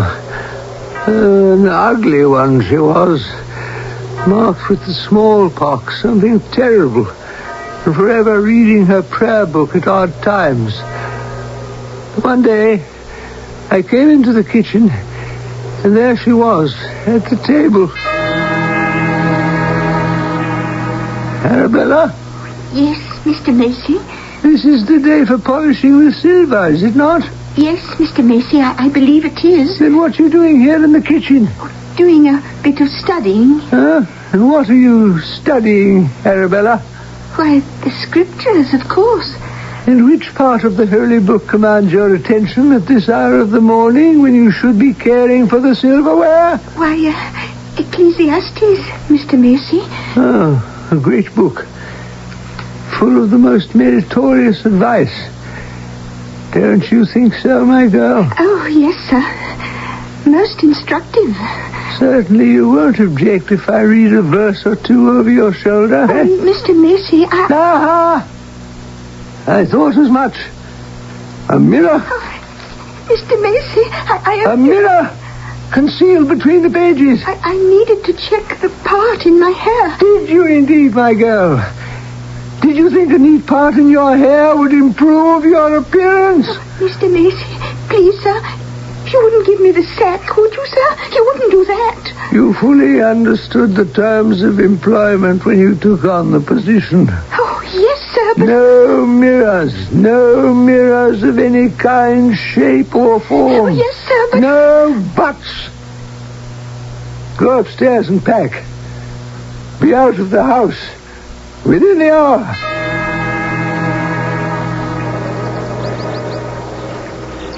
I watched the poor girl leave, carrying her poor belongings in a battered portmanteau. It was all I could do to keep the tears from my eyes. Yes, I can well imagine. Of course, I had to tell Mr. Strange the reason for the girl's leaving. He'd taken a real liking to her. She was most efficient in her work. So I had to tell him her transgression. And how did he react to that? A look of infinite sadness came over his face. He sat for some length of time with his head in his hands, his shoulders bowed. I waited motionless until he could bring himself to speak. At last, he raised his head, rose, walked over to me. Why must I punish others for the sin which is mine own, he said. That is what he said, sir. Then he walked out of the room. Sin? What sin did he refer to? That I cannot tell you, for he has never chosen to tell me. I have a wild desire to fathom the mystery of this man who cannot abide the presence of a mirror. Is there no way you can persuade him to confide in you? Gentlemen such as Mr. Oswald Strange do not confide in their servants. But there must be someone, somewhere, who knows, who at least can furnish a clue.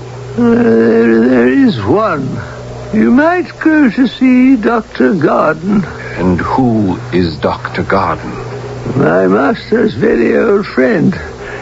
He's the only person who might know my master's secret. And where do I find this Dr. Garden? In that house right there. Next door to that of Mr. Strange. Yes, but how do I approach him? What is the tactful way to go about it? Well, if you like, sir, I will tell him that you propose to call upon him. Dr. Garden trusts me completely. You see, I was once in the service of Dr. Garden.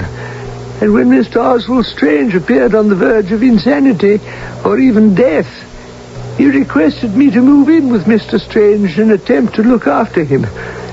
And that is what I have been doing ever since. That's amazing. Well, then shall I inform Dr. Garden that you will call at his house this afternoon? Say at 4 o'clock. I shall be there. I shall most certainly be there. I am very grateful to you, Dr. Garden, for permitting me to intrude upon you this way. Oh, not at all.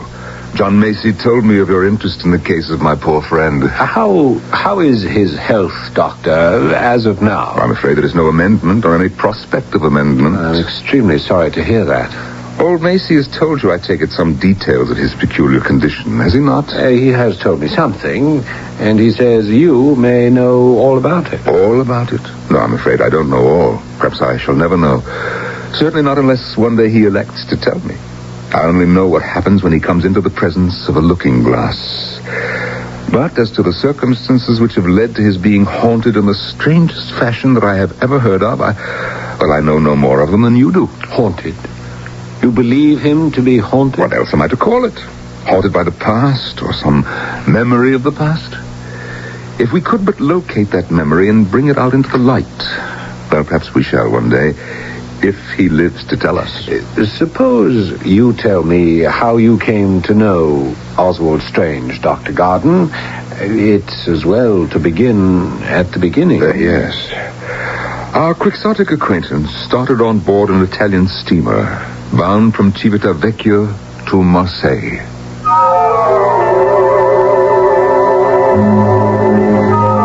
If it is true that our ghosts are but memories of the past, then all of us are, in very truth, haunted, and will be to the end of our days. Still, it is comforting to think that not all our memories are hideous or malevolent or wretched. Certainly, some are tender and loving and merry. So, all our ghosts are not hideous or malevolent or wretched.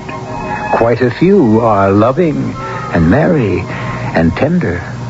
I'll be back with Act 2 shortly.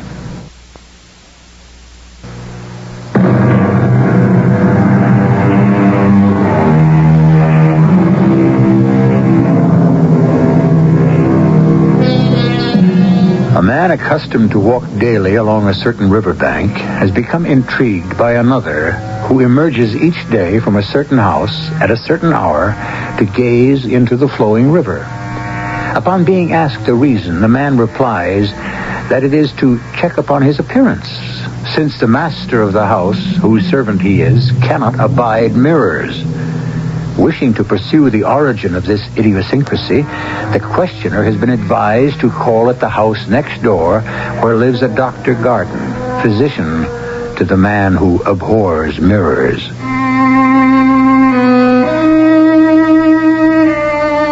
It is appropriate that I interpolate here the fact that I aspired to become a writer, a weaver of tales, perhaps one day to earn my living by such endeavors.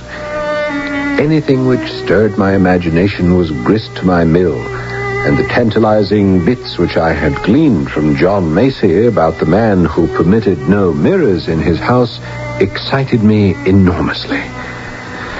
So it was that I found myself in Dr. Garden's study, sitting literally on the edge of my chair, waiting for the good doctor to get on with the story of Oswald Strange. Forgive my poor manners. I neglected to ask you if you'd care for some tea. Oh, thank you, no. There's no trouble. I can ring for some. No, I'm so eager to learn what I can about your friendship with Oswald Strange that, truthfully, tea would be a distraction. Our friendship had a most inauspicious beginning, I assure you. The first morning on board the Italian steamer, after a rather uncomfortable night, I was shaving in my cabin.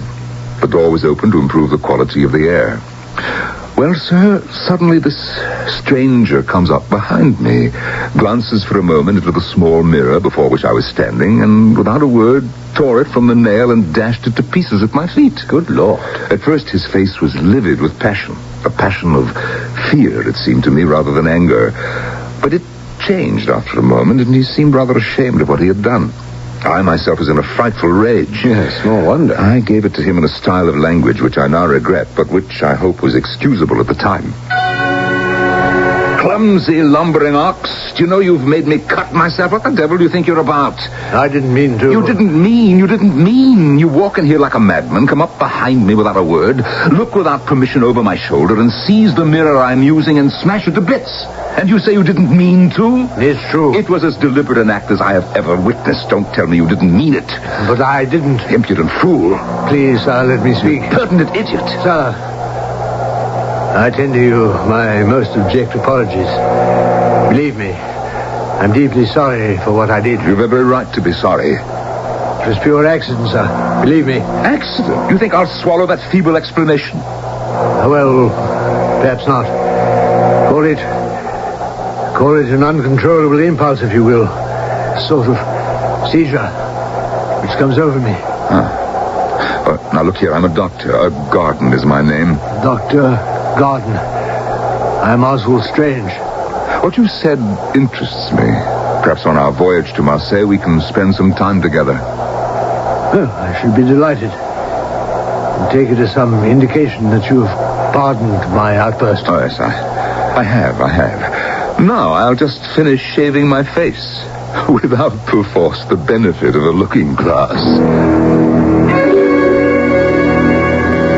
I did not altogether lose sight of Mr. Strange on board, or even after we had completed our sea journey to Marseille. I found him a pleasant companion up to a certain point. Up to a point, you were saying, Doctor? Well, there was always a reserve about him. He was uncommunicative about his past life. Most especially, he would never allude to his travels or his residence in Italy, which, however, I thought I could discern was a long one. He spoke Italian well and seemed familiar with the country, but disliked to talk about it. So you continued your travels with Oswald Strange, did you? Well, more or less, off and on. We would meet and then separate and then meet again. There were times when I, with a pretty large experience, was almost afraid to be with him. Really afraid? Yes, really afraid. His attacks were sudden and violent, and there was one most extraordinary feature connected with them all. Some horrible association of ideas took possession of him. when he found himself before a certain object. May I hazard a guess, Doctor? Was that certain object a mirror? Yes, quite so. After we traveled together for some time, I dreaded the sight of a mirror hanging harmlessly against a wall or standing on a dressing table. It begins to sound as though you feared such a sight almost as much as he did. Yes, you are right. I did. But one night, the worst things always happen at night, don't you think? Oh, yes, it often seems so at any rate. Well, Strange and I arrived at a small town in the central district of Auvergne, a place but little known, out of the line of railways. The weather had been rather against us. The day had been dull and murky, the heat stifling, and the sky had threatened mischief since morning. At sundown, these threats were fulfilled. The thunderstorm, which had been all day coming up, burst over the place where we were lodged. I have never been persuaded that sudden changes of weather, which have so much effect upon animals and even on inanimate objects, can fail to have some influence on a piece of machinery so sensitive and intricate as the human frame. Do you not agree with me? I do indeed. I firmly believe that it was at least in part due to the disturbed state of the atmosphere that on this particular evening I felt nervous and depressed. And when my new friend, Strange, and I parted for the night, I felt as little disposed to go to rest as ever I did in my life. The thunder was still lingering among the mountains, seeming sometimes nearer, sometimes further off, but it never ceased altogether. Oh, I was quite unable to shake off a succession of painful ideas. His image was almost continually before me. You can understand how, with all that had gone before, it would be. Yes, I think I can. Well, there was a door between our rooms, and the partition dividing them was not very thick. Yet, I heard no sound, since I parted from him, that he was there at all. Much less that he was awake and stirring. I was in a mood, sir. A mood which made this silence terrible to me. I had foolish fancies that, he was lying there dead, or in a fit, or whatnot. And what with the thunder and all my fancies took possession of me. I could bear it no longer. I went to his door. After listening very intently, but quite in vain for any sound, I knocked very sharply. There was no answer. The suspense was becoming unendurable. Without further ceremony, I turned the handle of the door and went in. It was a great, bare room, so imperfectly lighted by a single candle that except when the lightning flashed, it was impossible to see into its great dark corners. But from the moment I entered that room, sir, the action of my senses and the faculties of my mind were held fast by the ghastly figure which sat motionless before a looking-glass. Oswald Strange? A looking-glass? Aye, sir. Oswald Strange sitting before a mirror. I cannot impress upon you how terrible it was. The weak light of the lone candle shone upon his face, lighting it from below. He was leaning forward, his hands upon the table where stood the mirror. He gazed into the glass with a terrible fixity. The sweat was on his face. His rigid features and his pale lips were horrible in that feeble light. He was completely stupefied and lost. Oswald Strange, it is I, Dr. Garden. Don't you know me? Come away from the table. Come, my friend, come sit in the chair by the bed. Now, don't be frightened. I am here to take care of you. You know that, don't you? No, of course you do. Now sit down. There. No, you are overtired and you feel the weather. Don't you think you ought to be in bed? Now, suppose you lie down and let me try my skill in mixing you a composing draught. How will that be, I'm better now. Yes. Well, that's fine. Now, let me go to my room and fetch some medicines. I'll be right back. No, don't go. In heaven's name, don't go. Don't leave me. Well, all right. If you wish me to stay. I do. Then I shall. Now, tell me what I can do for you. Fetch the mirror. The mirror, you said? That mirror. There, on the table. Very well, if you insist. I do. I do insist. All right. Now, I have it. Now, what shall I do with it?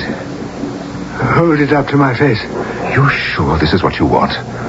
Directly in front of my face. Very well. Now, look into it. Over my shoulder, look into the mirror. All right. What do you see? Tell me what you see. See? Why, I see a very pale face with sunken cheeks. What? Sunken cheeks and two hollow eyes with large pupils. You mean that you see it too? See what? That face. That face, which is not mine. Oh, no. The face I see always instead of my own. My dear man, no. I see you. Only you. It was your face I described as I saw it, none other. Look again. Look in the glass again. Tell me what you see.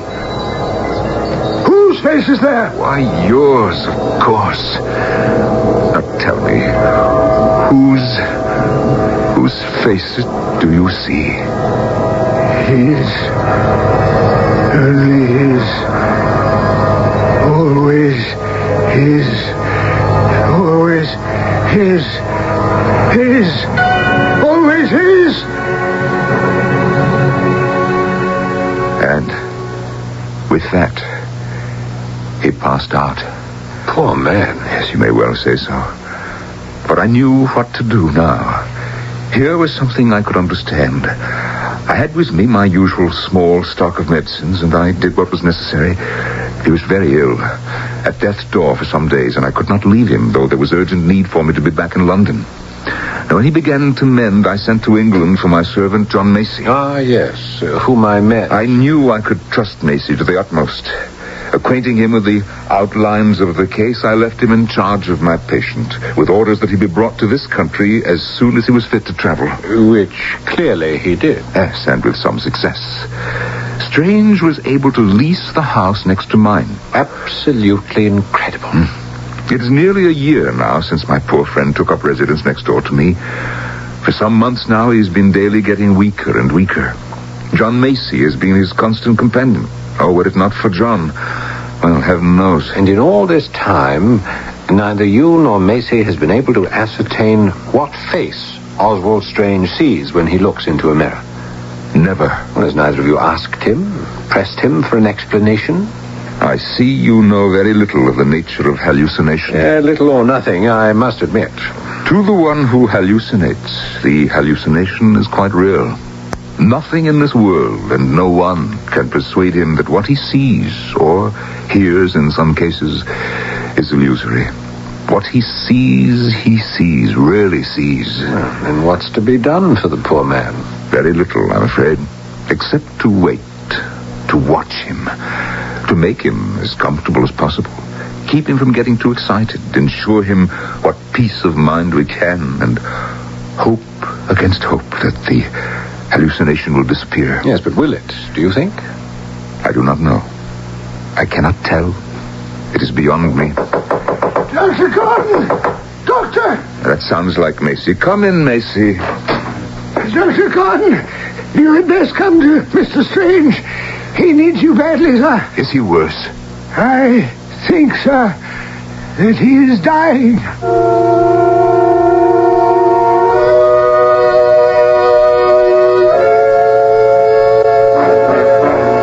We all live with delusions.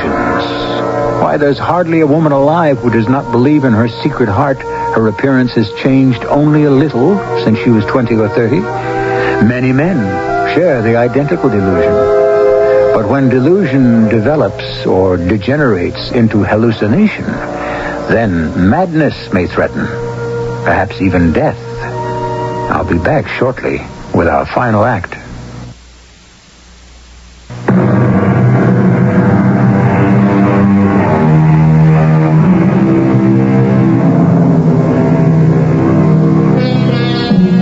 Dr. Garden has been relating to his visitor the story of his erratic friendship with Oswald Strange, the man who cannot endure mirrors.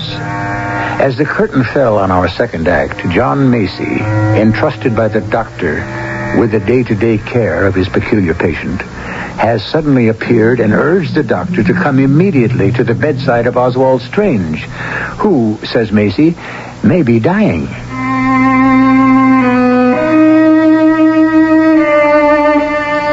The face of John Macy was ashen pale.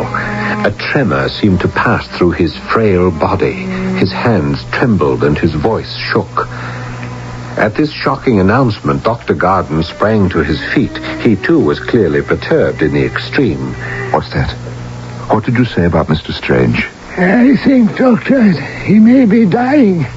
You'd best come at once. Of course, immediately. Dr. Garden. Oh, yes. What am I to do with you? Would it be possible for me to come with you? Why, yes, I suppose that would be all right. Come. Thank you, sir. I've never seen Oswald Strange in the flesh. He's not a pretty sight at the moment. Yes, we'll cut across the lawn. It'll be quicker. Of course, he may be only sleeping, Dr. Garden, but I fear there may be no awakening. Where is he lying? On the chaise, in the small room on the first floor. I left the door unlocked. Permit me. Straight ahead, Doctor. You know the room. Yes, I know it well. If he still sleeps, we'd best keep our voices down. That's quite right. Speak softly. There he is, Dr. Garden. Yes. Oh. Well, he's not dead, Macy. Oh, thank heaven for that. He's opening his eyes. Oswald, it is Dr. Garden. I'm here with you, and so is John Macy. And who is that other? Do you wish him to leave? He knows something of your sufferings and is interested. But he will go away if that's what you want. Let him stay. Very well. Is there anything you want? Anything we can get you? Yes. I want a mirror. A mirror? Are you quite sure you want a mirror? I'm sure. Or do you think it wise? You're in a weakened state. I'm dying. Will you not grant me my final request? Macy, fetch a mirror for Mr. Strange. Yes, but there's no mirror in the house, sir. Well, then fetch one from my house. Yes, sir. Now, Macy has gone to get you a mirror. Ah, good. Prop me up, will you?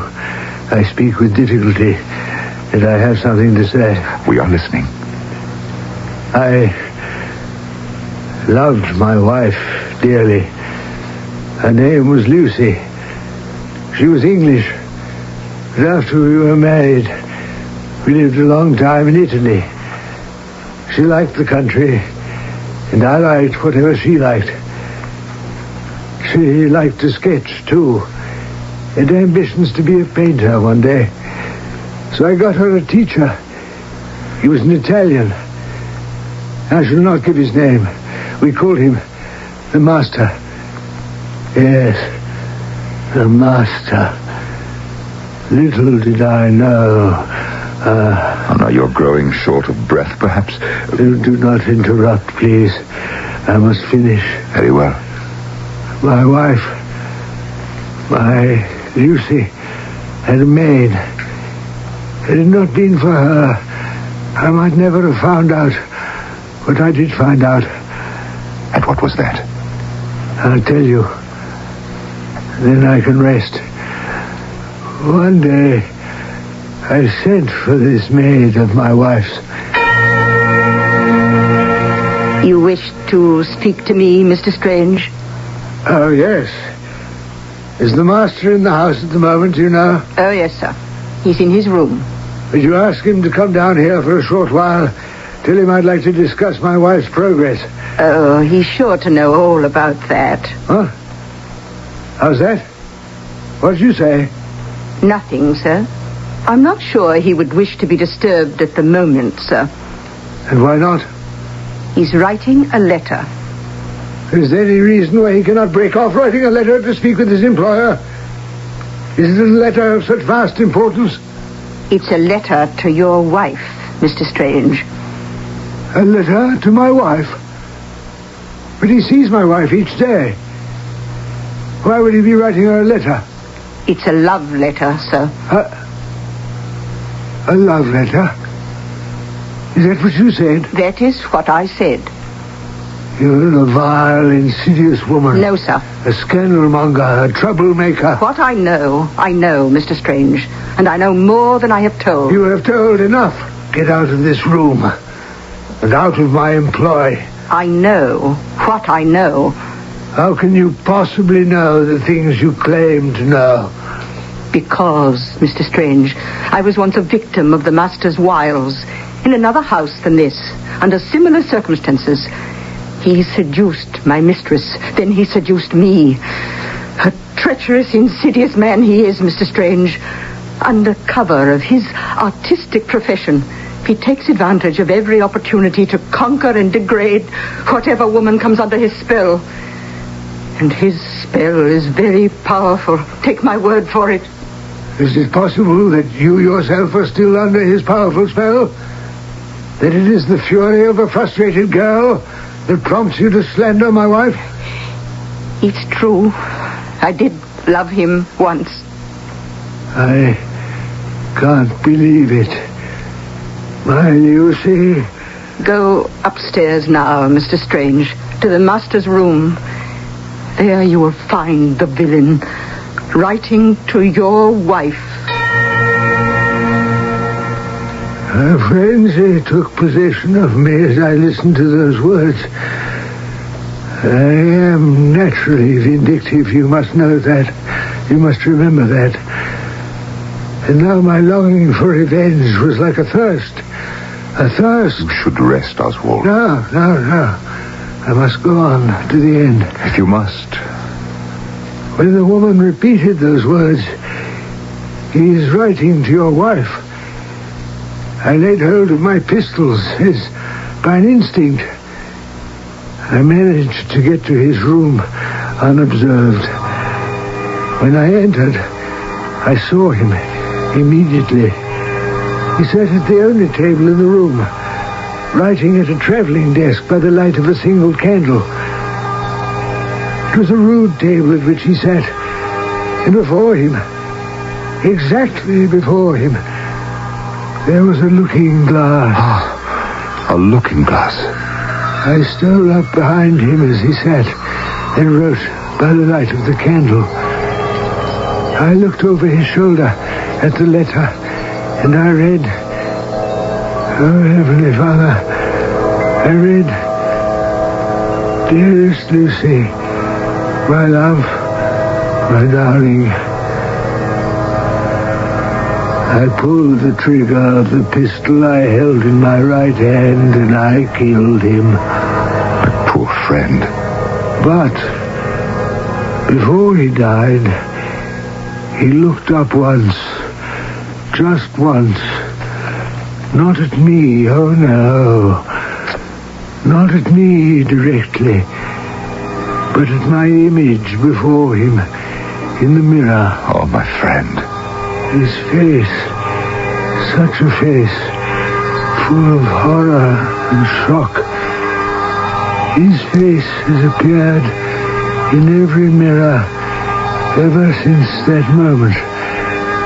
And mine, my face, is gone. Strange. Oswald. No, he's not dead. Simply exhausted. He's so still. Hand me my bag. I'll give him a stimulant. Yes, Doctor, here it is. Hey, Dr. Gordon, I brought the mirror. Hey, here, I'll take it. No, we'll just wait and be quiet till the stimulant takes effect. Yes, sir. Lucy. He's coming round. Amore. La mia esposa. Amore. Lucy. His wife. I will. Provision for Lucy in my will. Look, Doctor, He's opening his eyes. Huh? That man. What does he hold in his hand? It's the mirror you requested, Mr. Strange. I want it. Hold it in front of my face. Is this wise, Oswald? Is it good, do you think, to revive this misery of your lifetime when it's so near its close? Have you not punished yourself enough without this? You must let me have my way in this. For if now, when I look, I see aright once more, I shall take it as a sign. Hold the mirror before his face, then.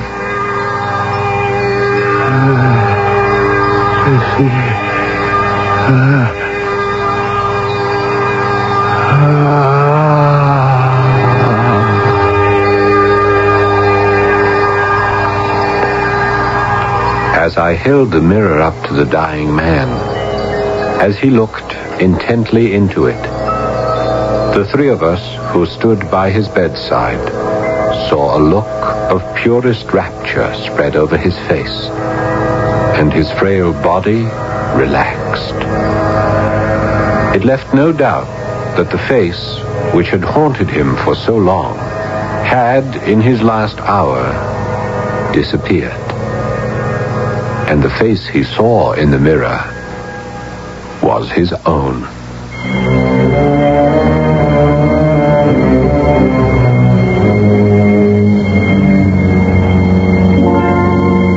And that is the story of an hallucination.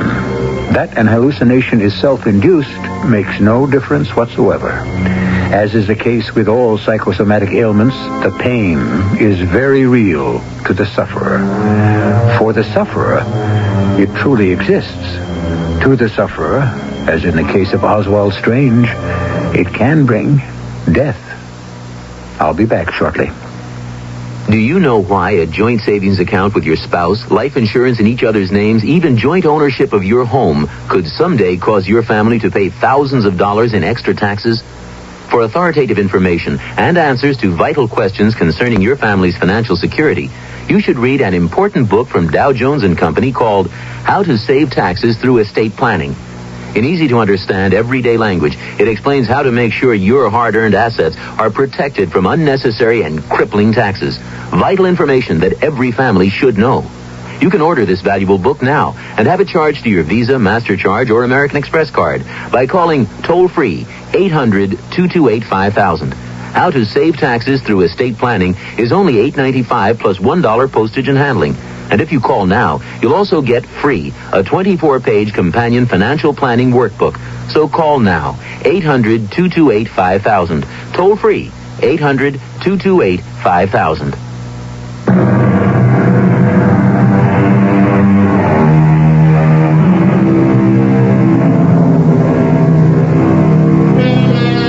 Our drama, House Without Mirrors, was adapted from a short story written by Charles Collins in the year 1866 and originally titled The Compensation House.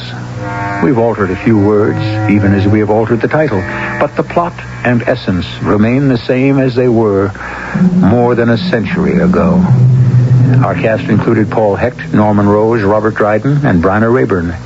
The entire production was under the direction of Hyman Brown. And now, a preview of our next tale. Mademoiselle, I am most happy to make your acquaintance. Thank you, Lieutenant. I am aware of your father.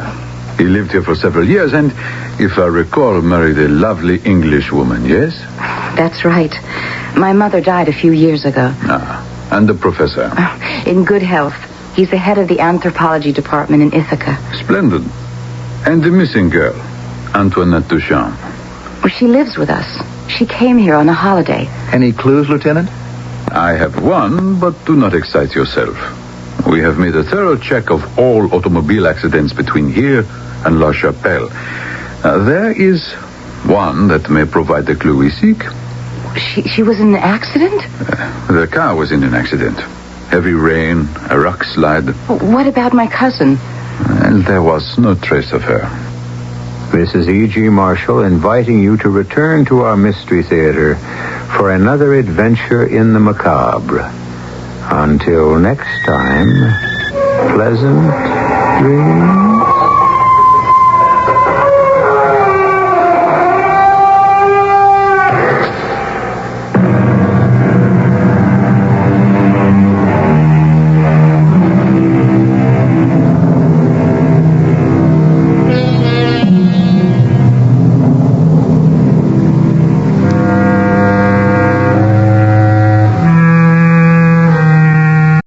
The CBS Radio Mystery Theater presents...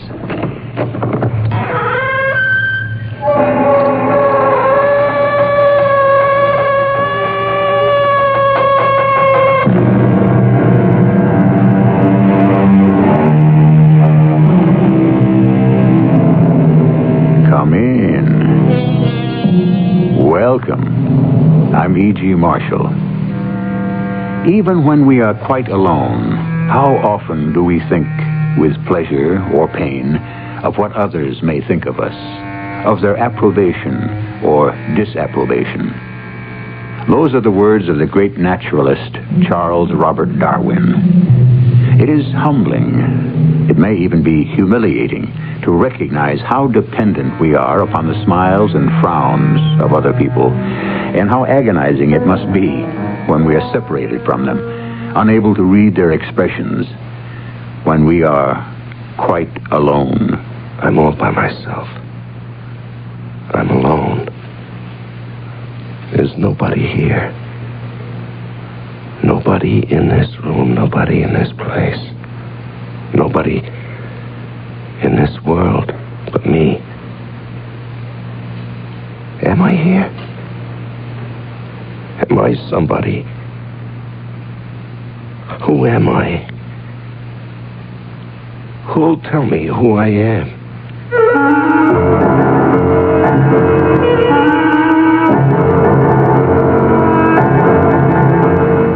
Our mystery drama, The Solitary, was written especially for the Mystery Theater by Elspeth Eric and stars Larry Haynes and Fred Gwynne. It is sponsored in part by Buick Motor Division and Contact, the 12-hour cold capsule. I'll be back shortly with Act One.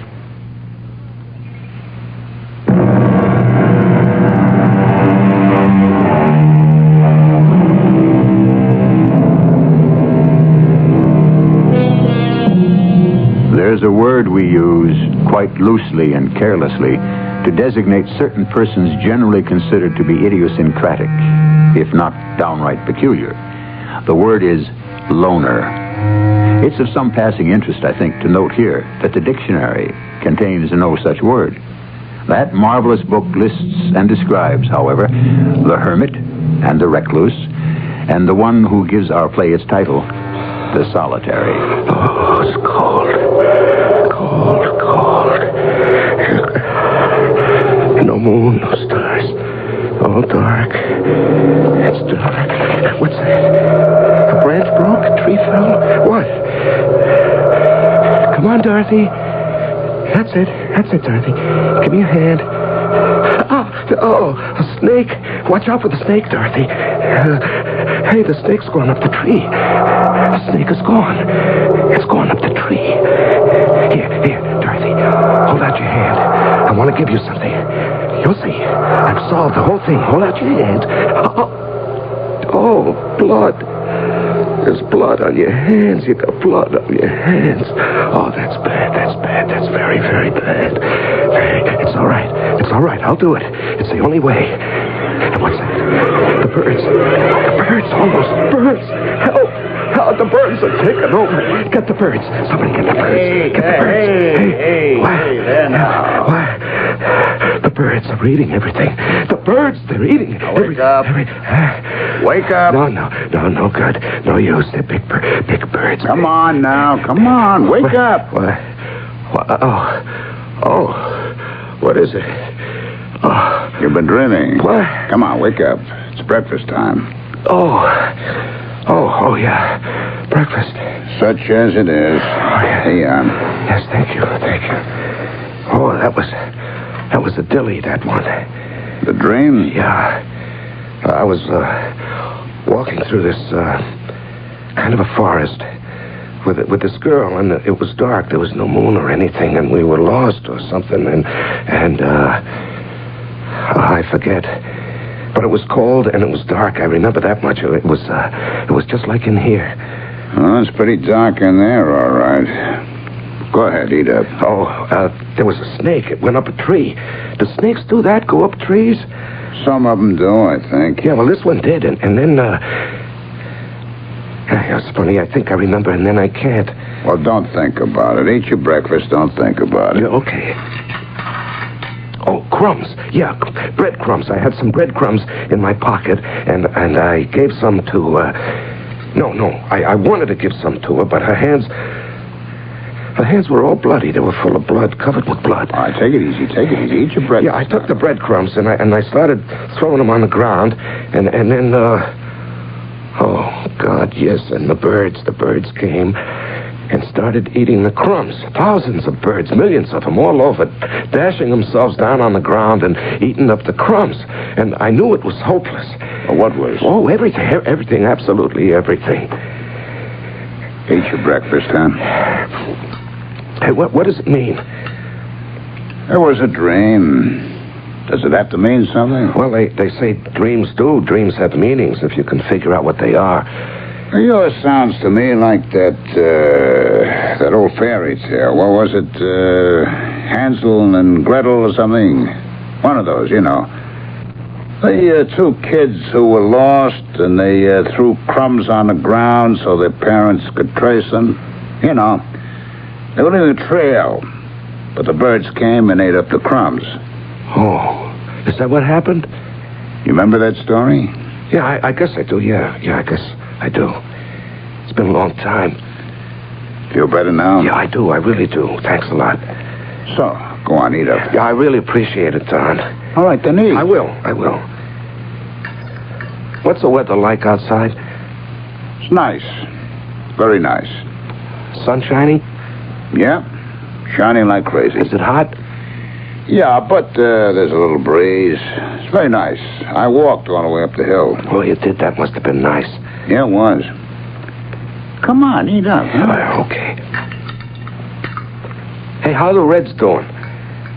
They got a good chance. Oh, I've always been crazy about the Reds. Yeah, I know. Well, I grew up in Cincinnati. Yeah, I know. It's a great little town. Oh, you know Cincinnati, Don? I didn't know you knew Cincinnati. I was there a couple of times. Well, not really there. Across the river, a place called Fort Thomas. Oh, you finished? Give me the plate and the cup. Huh? Yeah. You know, I think maybe tomorrow I can sneak you up some oatmeal. Would you like that? With milk and sugar? Yeah, I like oatmeal. Then maybe you won't dream about breadcrumbs, huh? Yeah.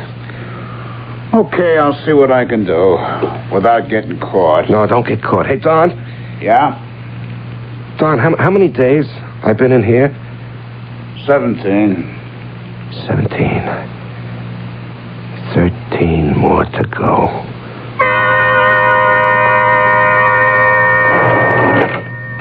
Oh, Don? Just a second.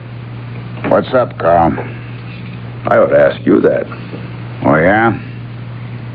You mean something by that, or are you just looking for trouble? You were in there quite a while. 5 minutes.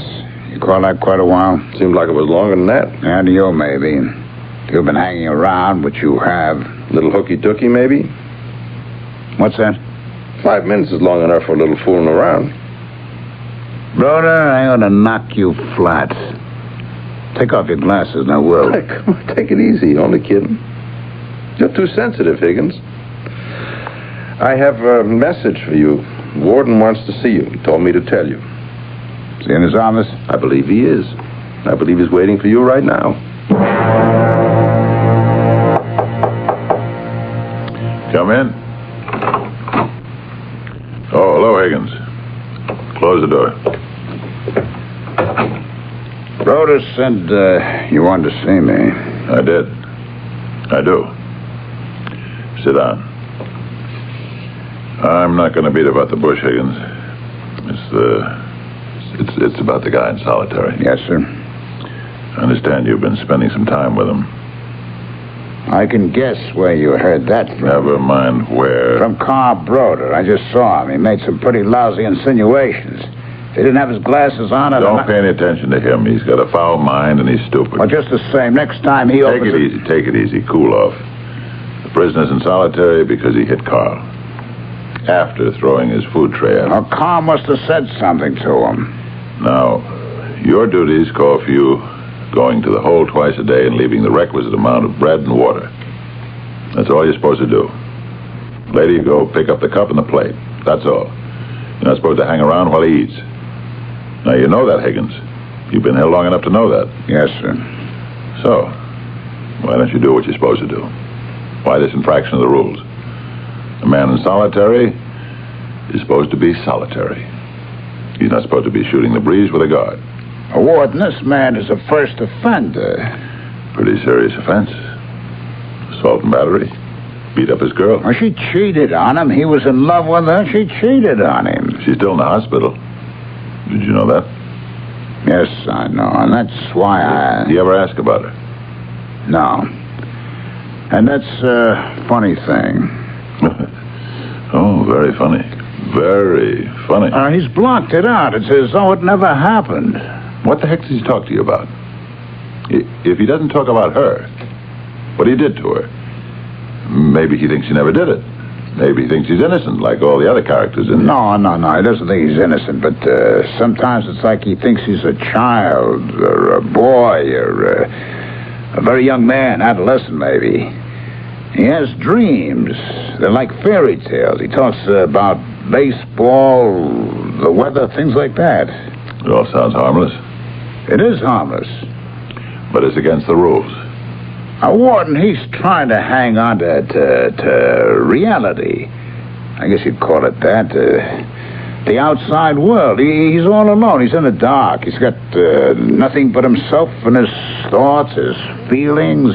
That's what solitary is. Being alone with yourself. I know that, but some men can't stand it, and this is one of those men.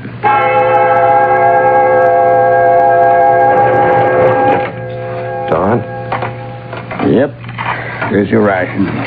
Is it still nice out? It's all right. Sun still shining? Yep. Hey, quite a spell of good weather we're having, huh? Hey, where are you going? Are you leaving? What's the matter? What did I do? Did I say something? Did I do something? I can't hang around. Well, why not? Did I do something? You don't like me. Is that it? I did something wrong. Is that it? Well, whatever it is, I'm sorry. I never meant to do anything. I didn't mean it. No matter what it was, I didn't mean it, and I'm sorry. Take it easy. You didn't do anything. Are you sure I didn't? Will you quiet down? Yeah, I will. You see, I'm all quiet. I'm quiet now. All right, that's better. You know, the trouble with me, I can't sleep. I mean, I sleep about, 5 or 10 minutes at a time. Sometimes 2, I can't tell. And I dream, and then I wake up. Hey, Don, you're not leaving, are you? I got to. Aren't you going to light a cigar, smoke a cigar? I can't. But you have before. You said it relaxes you. I know it relaxes me. Just smoke one cigar, huh, Don? Just part of a cigar. Will you, please? Well, I'd like to watch it burn. Huh? Okay.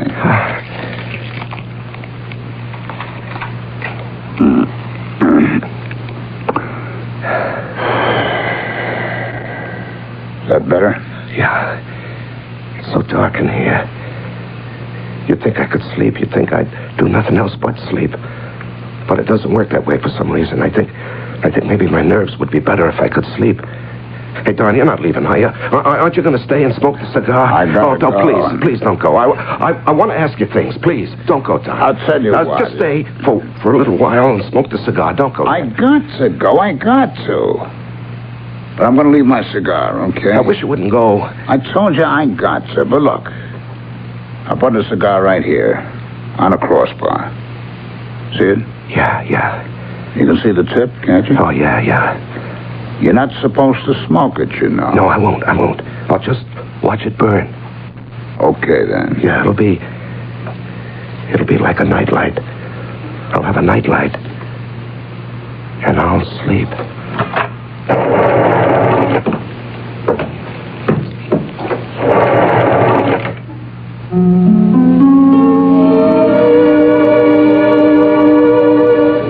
The terrors of being alone start very early in life. Consider the tiny infant when the mother has bent over the crib and kissed her darling. When she has walked that huge, commanding, and protective figure to the door, opened it, passed through it, and closed it. The helpless being in the crib has no sure way of knowing that she will ever return. I'll continue with Act 2 shortly.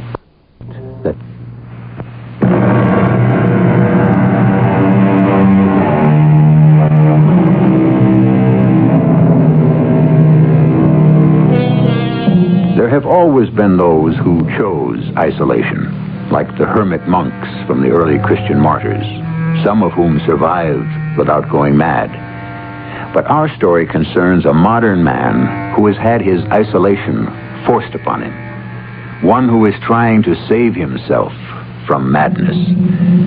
Listen now to the second act of The Solitary. Wake up. Breakfast. Oh, you. I'm passing through. Yeah, thanks. Sleep all right? Oh, yeah, fine. Hey, what's it like out, the weather? Sun shining?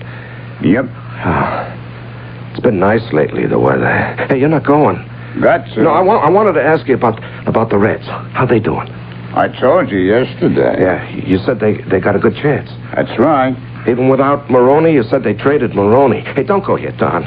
I want to thank you for leaving that cigar here last night. I certainly appreciate that. That's all right. You know, I stared at it for, tell you the truth, I don't know how long it was. First thing you know, I'm asleep, and then it's morning. And I really appreciate what you did. I was getting a little crazy there, no sleep, you know? Yeah, sure, I know. You ever go very long without sleep? Not for long, no. Because they say eventually you do go to sleep. I mean, nature takes over, and you just go to sleep. We don't need as much sleep as we think we do anyway. That's what they say. How much sleep do you need, Don? Oh, about 8 hours does for me. Yeah, 8's about right for most people. Yeah, well, hey, look, you're all strung out, man. Why don't you try taking it easy? No, I'm not strung out. I'm okay. What makes you say I'm strung out? Well, you're all right? Certainly I'm all right. Good night's sleep, certainly. I'm all right. Only, do you have to leave, Don? Can't you stick around? I really can't. Oh, Don, one more thing. Just one more thing before you go, okay? Oh, what's that? You think I got any mail? Mail? Mm-hmm. You don't get any mail in solitary. Oh, I know that. Certainly I know that. Only, I thought if there was some for me up in the office or wherever they keep what it... good does that do you? Just to know that it's there. I'd like to know it's there.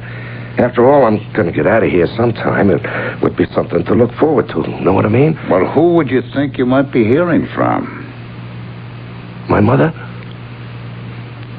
I'll tell you what. I'll try to find out for you. Yeah, would you, Don? Oh, man, I'd appreciate that. I really would. I would certainly appreciate that. Don't mention it. And Don? Yeah? You're not mad at me, are you? No, you're not going to start that again, are you? Well, I have this feeling like I've done something I shouldn't have. You did something you shouldn't have, all right? Yeah, I knew it. I knew that. Now, tell me what I did. I have this feeling I did something. Now, mister, you beat up a lady. You clobbered your girlfriend. Yeah, I know I did.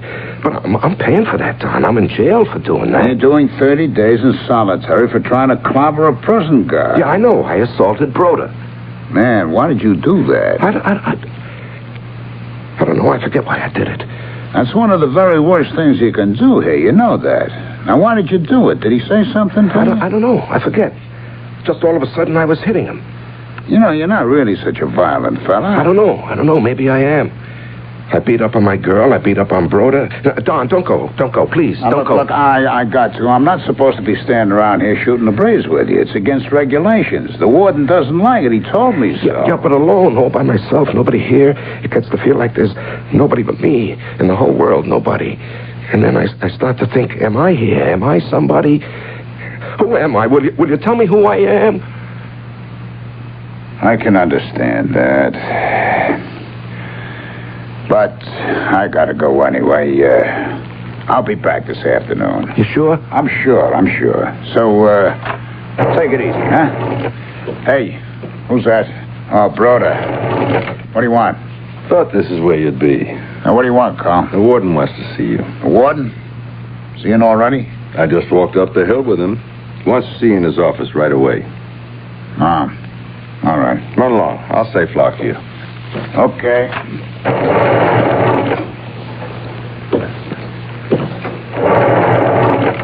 How you doing in there? I'm doing all right. Lonesome? I'm all right. Can't quite see you, but you sound all right. I'm all right. Listen, how are the Reds making out, do you know? The Reds? Mm-hmm. Those bums. They're way behind. I thought they had a chance. Who told you that? Oh, I know who told you that. Well, I was hoping. Well, stop hoping. They're way behind, can't catch up in a million years. What's this? What's what? Is this ashes? Where? What ashes? On the crossbar here. Looks like cigar ashes. How'd cigar ashes get here?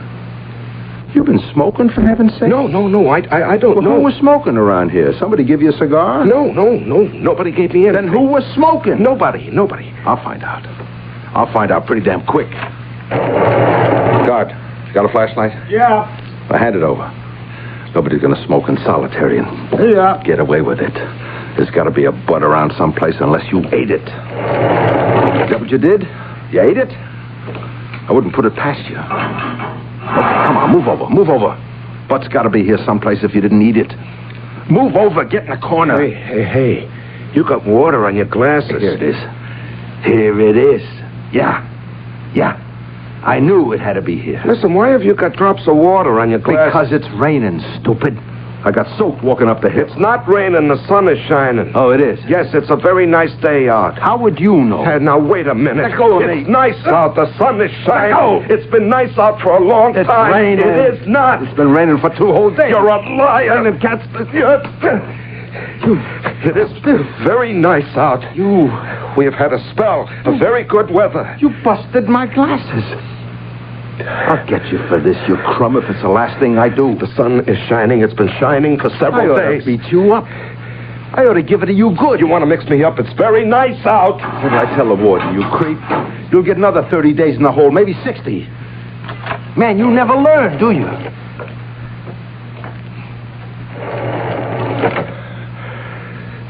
It's very nice. It's not really raining. It's very nice out. The sun is shining. It's not raining. It's against the rules, Don. What more can I tell you? I know, Warden. I don't know how it happened. It was just that he seemed so darned, I don't know, helpless, like a kid, sort of. He's only 22. It's his first time in a clink. Makes no difference. I was just trying to be friendly, that's all. That was a mistake to start with. Solitary is punishment, Don. We're not supposed to make it pleasant. Well, now you know it can't ever be pleasant. What went on between you two? What did you talk about? Oh, nothing. Anything. It's mostly the weather. He always wants to know about the weather. I don't know why, but he's crazy to know about the weather. Every day it's, what's the weather like? Is the sun shining? Is it nice out? So I tell him, that's all. That's all? Well, it seems to cheer him up if I tell him it's a nice day, that the sun is shining, that there's a breeze, the birds are singing. So I tell him that. Even if it wasn't a nice day, I tell him it is. Makes him feel better. What else do you tell him? Well, he comes from Cincinnati. He's interested in how the Reds are doing. Not too good. Yeah, I know. But I make out like they have half a chance. And that perks them up some, so every day I make their chances a little better. I think they're in last place. Yeah, they are, but a man in solitary, does he have to know that? Warden, it's nothing. 5 minutes twice a day. It's nothing. Nothing to you, maybe. Who's that? Warden, I gotta see you. What is it, brother? He did it again. That guy in solitary took a poke at me, broke my glasses. Close the door, Carl. Sit down. Tell me what happened. After I told Don here you wanted to see him, I said I'd safe lock the place and he should go to see you, and Don left. Why didn't you leave? Well, I was going to, and then I see something. On the crossbar of the cell, I see ashes. Ashes. Cigar ashes is what they look like. That was... I think to myself, somebody's been giving this guy cigars. He's been smoking in his cell. No, he wasn't smoking. I get a flashlight from the guard outside, and I go in the cell, start looking for the butt, the cigar butt, and I find it. He don't deny it or anything. I mean, he don't say it isn't him. It wasn't. All he says is, what's wrong with your glasses? They got water on them. And I say, very nicely, certainly they got water on them because it's raining. And he says, it's not raining. And I say it is, but he keeps on, and there's words and one thing and another, and he takes a poke at me, breaks my glasses. Creep breaks my glasses. Don, you know anything about this cigar? It was mine. What was your cigar doing in that cell? I left it there last night. On purpose? The man couldn't sleep. He said it'd be kind of like a nightlight. Nightlight? Well, he hadn't been sleeping well. Nightmares. He was very edgy. How is he now? I don't know. All right, I guess. After he slugged me, I beat it. Well, somebody better get down there and check on him. I don't think it should be either one of you, so I'll go myself.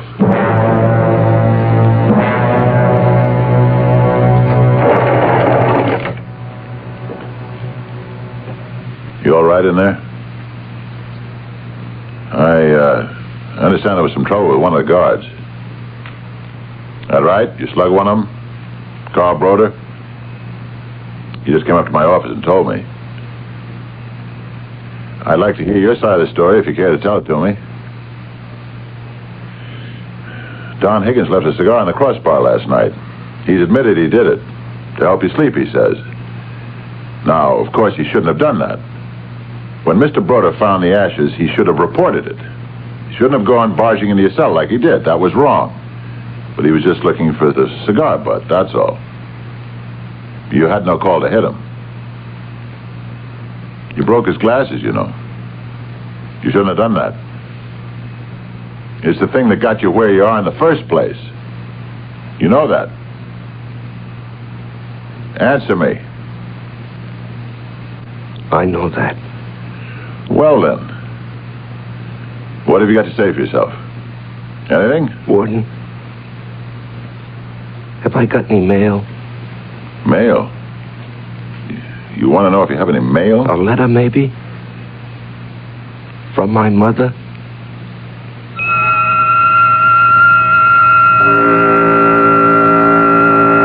As a piece of bread to a man who is starving, as water to a man who is thirsty, so is human contact to a man who is alone.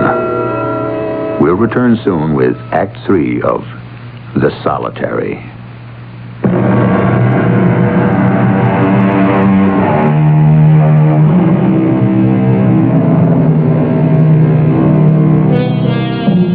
A man is stripped of his liberty. His movements are limited. His food is prescribed. His sleep is controlled. His work is assigned. His communications are censored. What more can be done to him? One more thing. He can be deprived of human contact. And that is the final insult that turns him in upon himself. What are you doing in there? Nothing. I can hear you moving around. Look, are you listening to me? Are you? Yeah. I think you're the warden. That's right. I thought so. Now, to get back to... you asked me, did you have any mail? If you had a letter from your mother. Didn't you ask me that? Yeah, I believe I did. Well, of course you can't get any mail while you're in solitary, but I'll check and see if there's a letter from your mother. Okay? Will that make you feel better? My mother's dead. You say she's dead? I think it was last year she died. Then why did you want to know if there was a letter? Look, I want to be very fair about this whole thing, but we have to face the fact that you struck a guard. Warden. Yes? Yes, what is it? Are you really the warden here? Why, certainly. Look, regulations say you've got to be punished for striking a guard. You did it once and you were punished, and now you've done it again. Do you know why you hit Broder the second time? Do you? I really don't. I'm telling you, you'd better come up with some kind of a reason, because if you don't, I've got to give you 30 more days in the hole, and I don't really want to do that. You hear me? Give me one good reason for hitting Broder, and I'll try to go easy on you. Yeah. Come on. Think back. What happened? It wasn't Broder's fault. Come on now. You don't start a fight with a guard just for the hell of it. You're not a violent man by nature. Anyways, you don't appear to be. Of course, I could be wrong, but I don't think you are. Look, I'm asking you to please stop walking around and talk to me. Will you, for Pete's sake, please do that? What's that? What's that noise? Sounds like glass. Is it glass? Of course, Broder's glasses. Nobody swept them up. Look now. I'm going to send for a broom and a dustpan, and I'm going to clean up all the glass in your cell.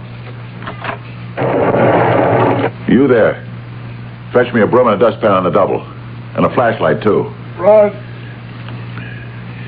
You trying to get this place in an uproar? You trying to get me mad or something? Well, you're not going to succeed, Buster. Oh, thanks. Right, Warden. Now stop all that walking around and go stand in the corner, okay? Just stand right there while I sweep up this glass. No. I got a better idea. Here, you sweep it up. Come on. I'll hold the flashlight. Come on. Take the broom. Take it in your right hand. Good. Now, start sweeping the glass. You're going to start sweeping now. Start. That's pretty good. I think you got it all. Now, you're going to hold the broom with just your right hand. And your left hand is going to take hold of the dustpan. And you're going to put the dustpan on the floor next to the little bits of glass. That's it. And you're going to sweep the glass into the dustpan.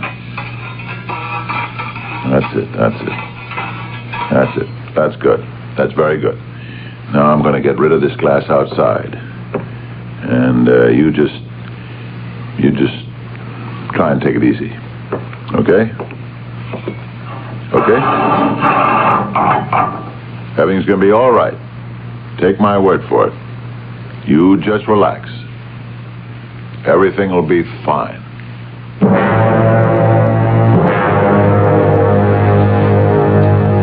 Wonder what's going on down there. Warden's checking on him. There's nothing wrong with him. He's just got a quick temper, and he's a little too free with his fists. You told him it was raining. What? Told him it was raining? Well, of course I told him it was raining. He says, you got water drops on your glasses. Why is that? And I said, because it's raining out. He says, no, it isn't. I said, yes, it is. It's been raining for 2 days. And he slugs me. Well, I figured he's got it in for me. Did you tell him anything else? I don't know. He said something about the Reds. Yeah. I thought maybe he might have. What'd he say? Something about how they were doing. They might take the pennant or something. Yeah? What did you say? I said they were bums and didn't stand a chance. Everybody knows that. So I said it. Now, what's wrong with that? Nothing. I suppose there wasn't anything else you could say. Listen, I didn't have to say anything at all to him. I could just have left. But then I saw the cigar ash. What did you have in your head to do a dumb thing like that, leaving him a cigar? I don't know. Solitary is a punishment cell. I know it's a punishment cell. What am I, some kind of a beginner, new on the job? If you're going to start babying guys in solitary, where's the punishment? What's the point of the whole thing if you make it a breeze to do time? It isn't a breeze. It's never a breeze. Wait till you do time there before you talk about it being a breeze. Oh, that'll never happen. I'll never do time. Yeah, well, why not? You're not so pure. You're not so holy. You could make a mistake just like anybody else. I know too much about it. Yeah, that's it. That's just it. You know in your bones that the worst thing can happen to you is to be locked up. Locked up is bad enough to start with, but when you're locked up alone, day after day alone, that's the worst it can get. Nobody to talk to, nobody to listen to, not even a human face to look at, not even a human hand to touch. I think it's probably the worst thing that can happen to anybody, any place, ever. All right, take it easy. Yeah, you know what that poor jerk said to me? He said it gets to feel like there's nobody but him in the whole world. Then he starts to feel maybe he's not there. And then he starts to feel that maybe he's not anybody. You see, there's nobody there. It's not even him. That's why I started giving him a few minutes of talk back and forth. Yeah, you told him the Reds didn't have a chance. Well, they haven't. What's wrong with that? I'd been telling him they did have a chance. For Pete's sake, why did you do that? He comes from Cincinnati. He's a big fan. I wanted to give him, I don't know, something to root for, something outside of himself, something out of the world, something real. I don't get it. Yeah, I know you don't get it. And maybe I should have never said it, but I was grabbing at a little thing, like the weather. He liked to have a picture of everything being real beautiful outside. The sun shining, trees, flowers, birds, so I kept telling him it was wonderful out. He believed me. Oh, why not? I'm the big oracle. I'm the big smart man who knows all about what's going on. He's just a little kid who's been locked in a dark closet for doing something bad. And then you come along, you tell him I'm wrong. I don't know anything. Hell, it's no wonder he slugged you. Yeah, it's not my fault. I didn't know anything about it. I know. I didn't say it was your fault. But I don't think it's my fault either. Or maybe it was. I don't know. Maybe it's right what the warden says. Just go by the rules, forget everything else. That's what I believe. Go by the rules. Only it's a heck of a way to live. Warden? Warden? How is he? Is he okay? I don't know. He won't talk? Oh, he said a few things. Asked about a letter from his mother. He asked me about that, too. A couple of seconds later, he said his mother died last year. Oh, his mother isn't dead. Last year is when he got sent up. He's, weird. No doubt about that. I've sent for the psychologist. But in the meantime, Don, I wish you'd go down and try to talk to him. He knows you're his friend. Maybe you can get some. Okay. Take the flashlight. You, may want to get a good look at him.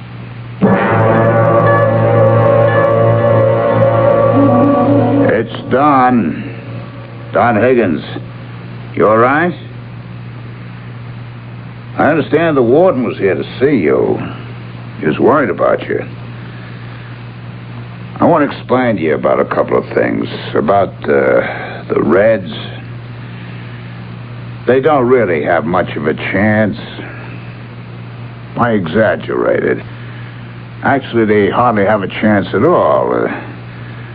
But I thought having something to root for is always a good thing, so that's why I said what I did. And that part about the weather, that was awful dumb of me. I should never have told you it was beautiful out. I don't know why I did it. It seemed like a good idea at the time, but it wasn't, because Carl Broder didn't know. And, of course, when he said no, it was raining. Well, of course, then you didn't know who to believe, huh? Isn't that so? Isn't that the way it happened? Come on, talk to me. Look, I'm coming in there. Come on. Don't be like that. Talk. Holy mother. Hey, what's the idea? What did you do? It was a piece of glass, a skinny piece of glass. I don't know how he got it into his vein. Artery. Left carotid artery. Connects with the aorta, the doctor says. Part of Carl's glasses, huh? My fault. I should have swept up that glass myself. Is he going to pull through? The doctor thinks he will. You got to him pretty soon after he dug the glass into his throat. Well, maybe he did it while I was talking to him. Huh. That's a pretty thought. You were doing your best. Oh, we were all doing our best. Oh, I didn't tell you. There's a letter from his mother. I checked. That's good. Of course, I can't give it to him yet, but there's nothing says I can't tell him it's there. No, I don't think there's any rule about telling him. I hope there isn't. Oh, here comes Broder. Oh, yeah. I just thought I'd stop by, see how he is. He's doing pretty good. You gonna pull through? The doctor thinks so. They told me in your office, Warden, that the girl he roughed up is gonna be all right. Yeah, the hospital called. So he won't get hauled up on a murder charge. Well, that's something. The way things stand right now, he can apply for parole in about 6 months. After what he did? Throwing his food tray on the floor, slugging me, not once, twice? You think anybody's going to grant him parole after that? Probably not. I should hope not. He ought to be sent back to solitary once he gets out of here. Isn't that right, Warden? I mean, not just for the rest of the 30 days. I mean, for another 30 days. Striking a guard, that's serious business. I know that. Well, what do you think you'll do? What would you do? Me? Don? What would you do? It's not up to me. No, it's up to me. Goes with the job. Well, I gotta get back to work. The doctor said I could see him for a couple of minutes. Okay. See you later. See you. Hello. Hello. How you feel? Not too bad. I got a couple of messages for you. One is a letter from your mother. I don't know if they'll let you see it, but it's there. And two, that girl got out of the hospital. You mean that? I got it straight from the warden. I'm glad you're feeling better. I gotta get back to work. Don. Yeah. How the Reds doing? Why, they won a game yesterday. Yeah, they actually won a game. You think they got a chance? I think everybody's got a chance. As long as we keep on breathing, everybody's got a chance. Yeah. Yeah, that's what I think, too. We all got a chance.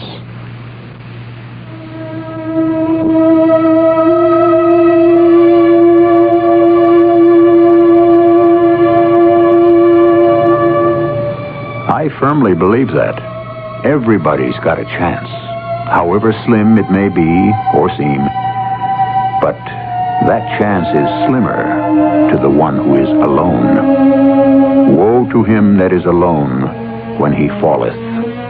Ecclesiastes chapter 3, verse 10. I'll be back shortly.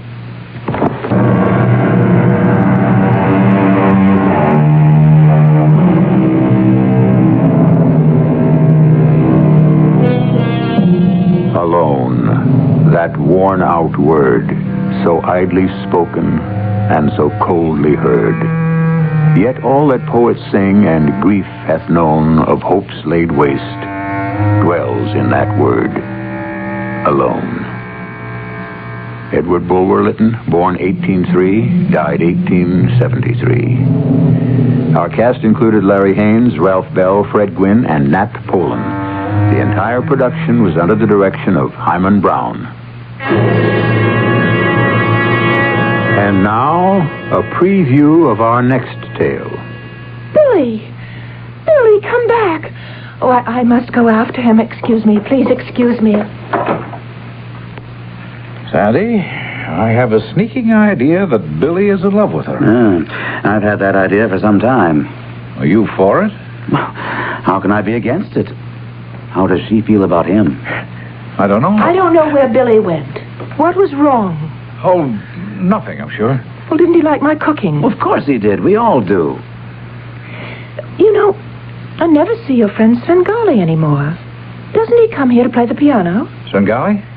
Yes, you know, the one who cured my terrible headache that day. Yes, we know. Svengali.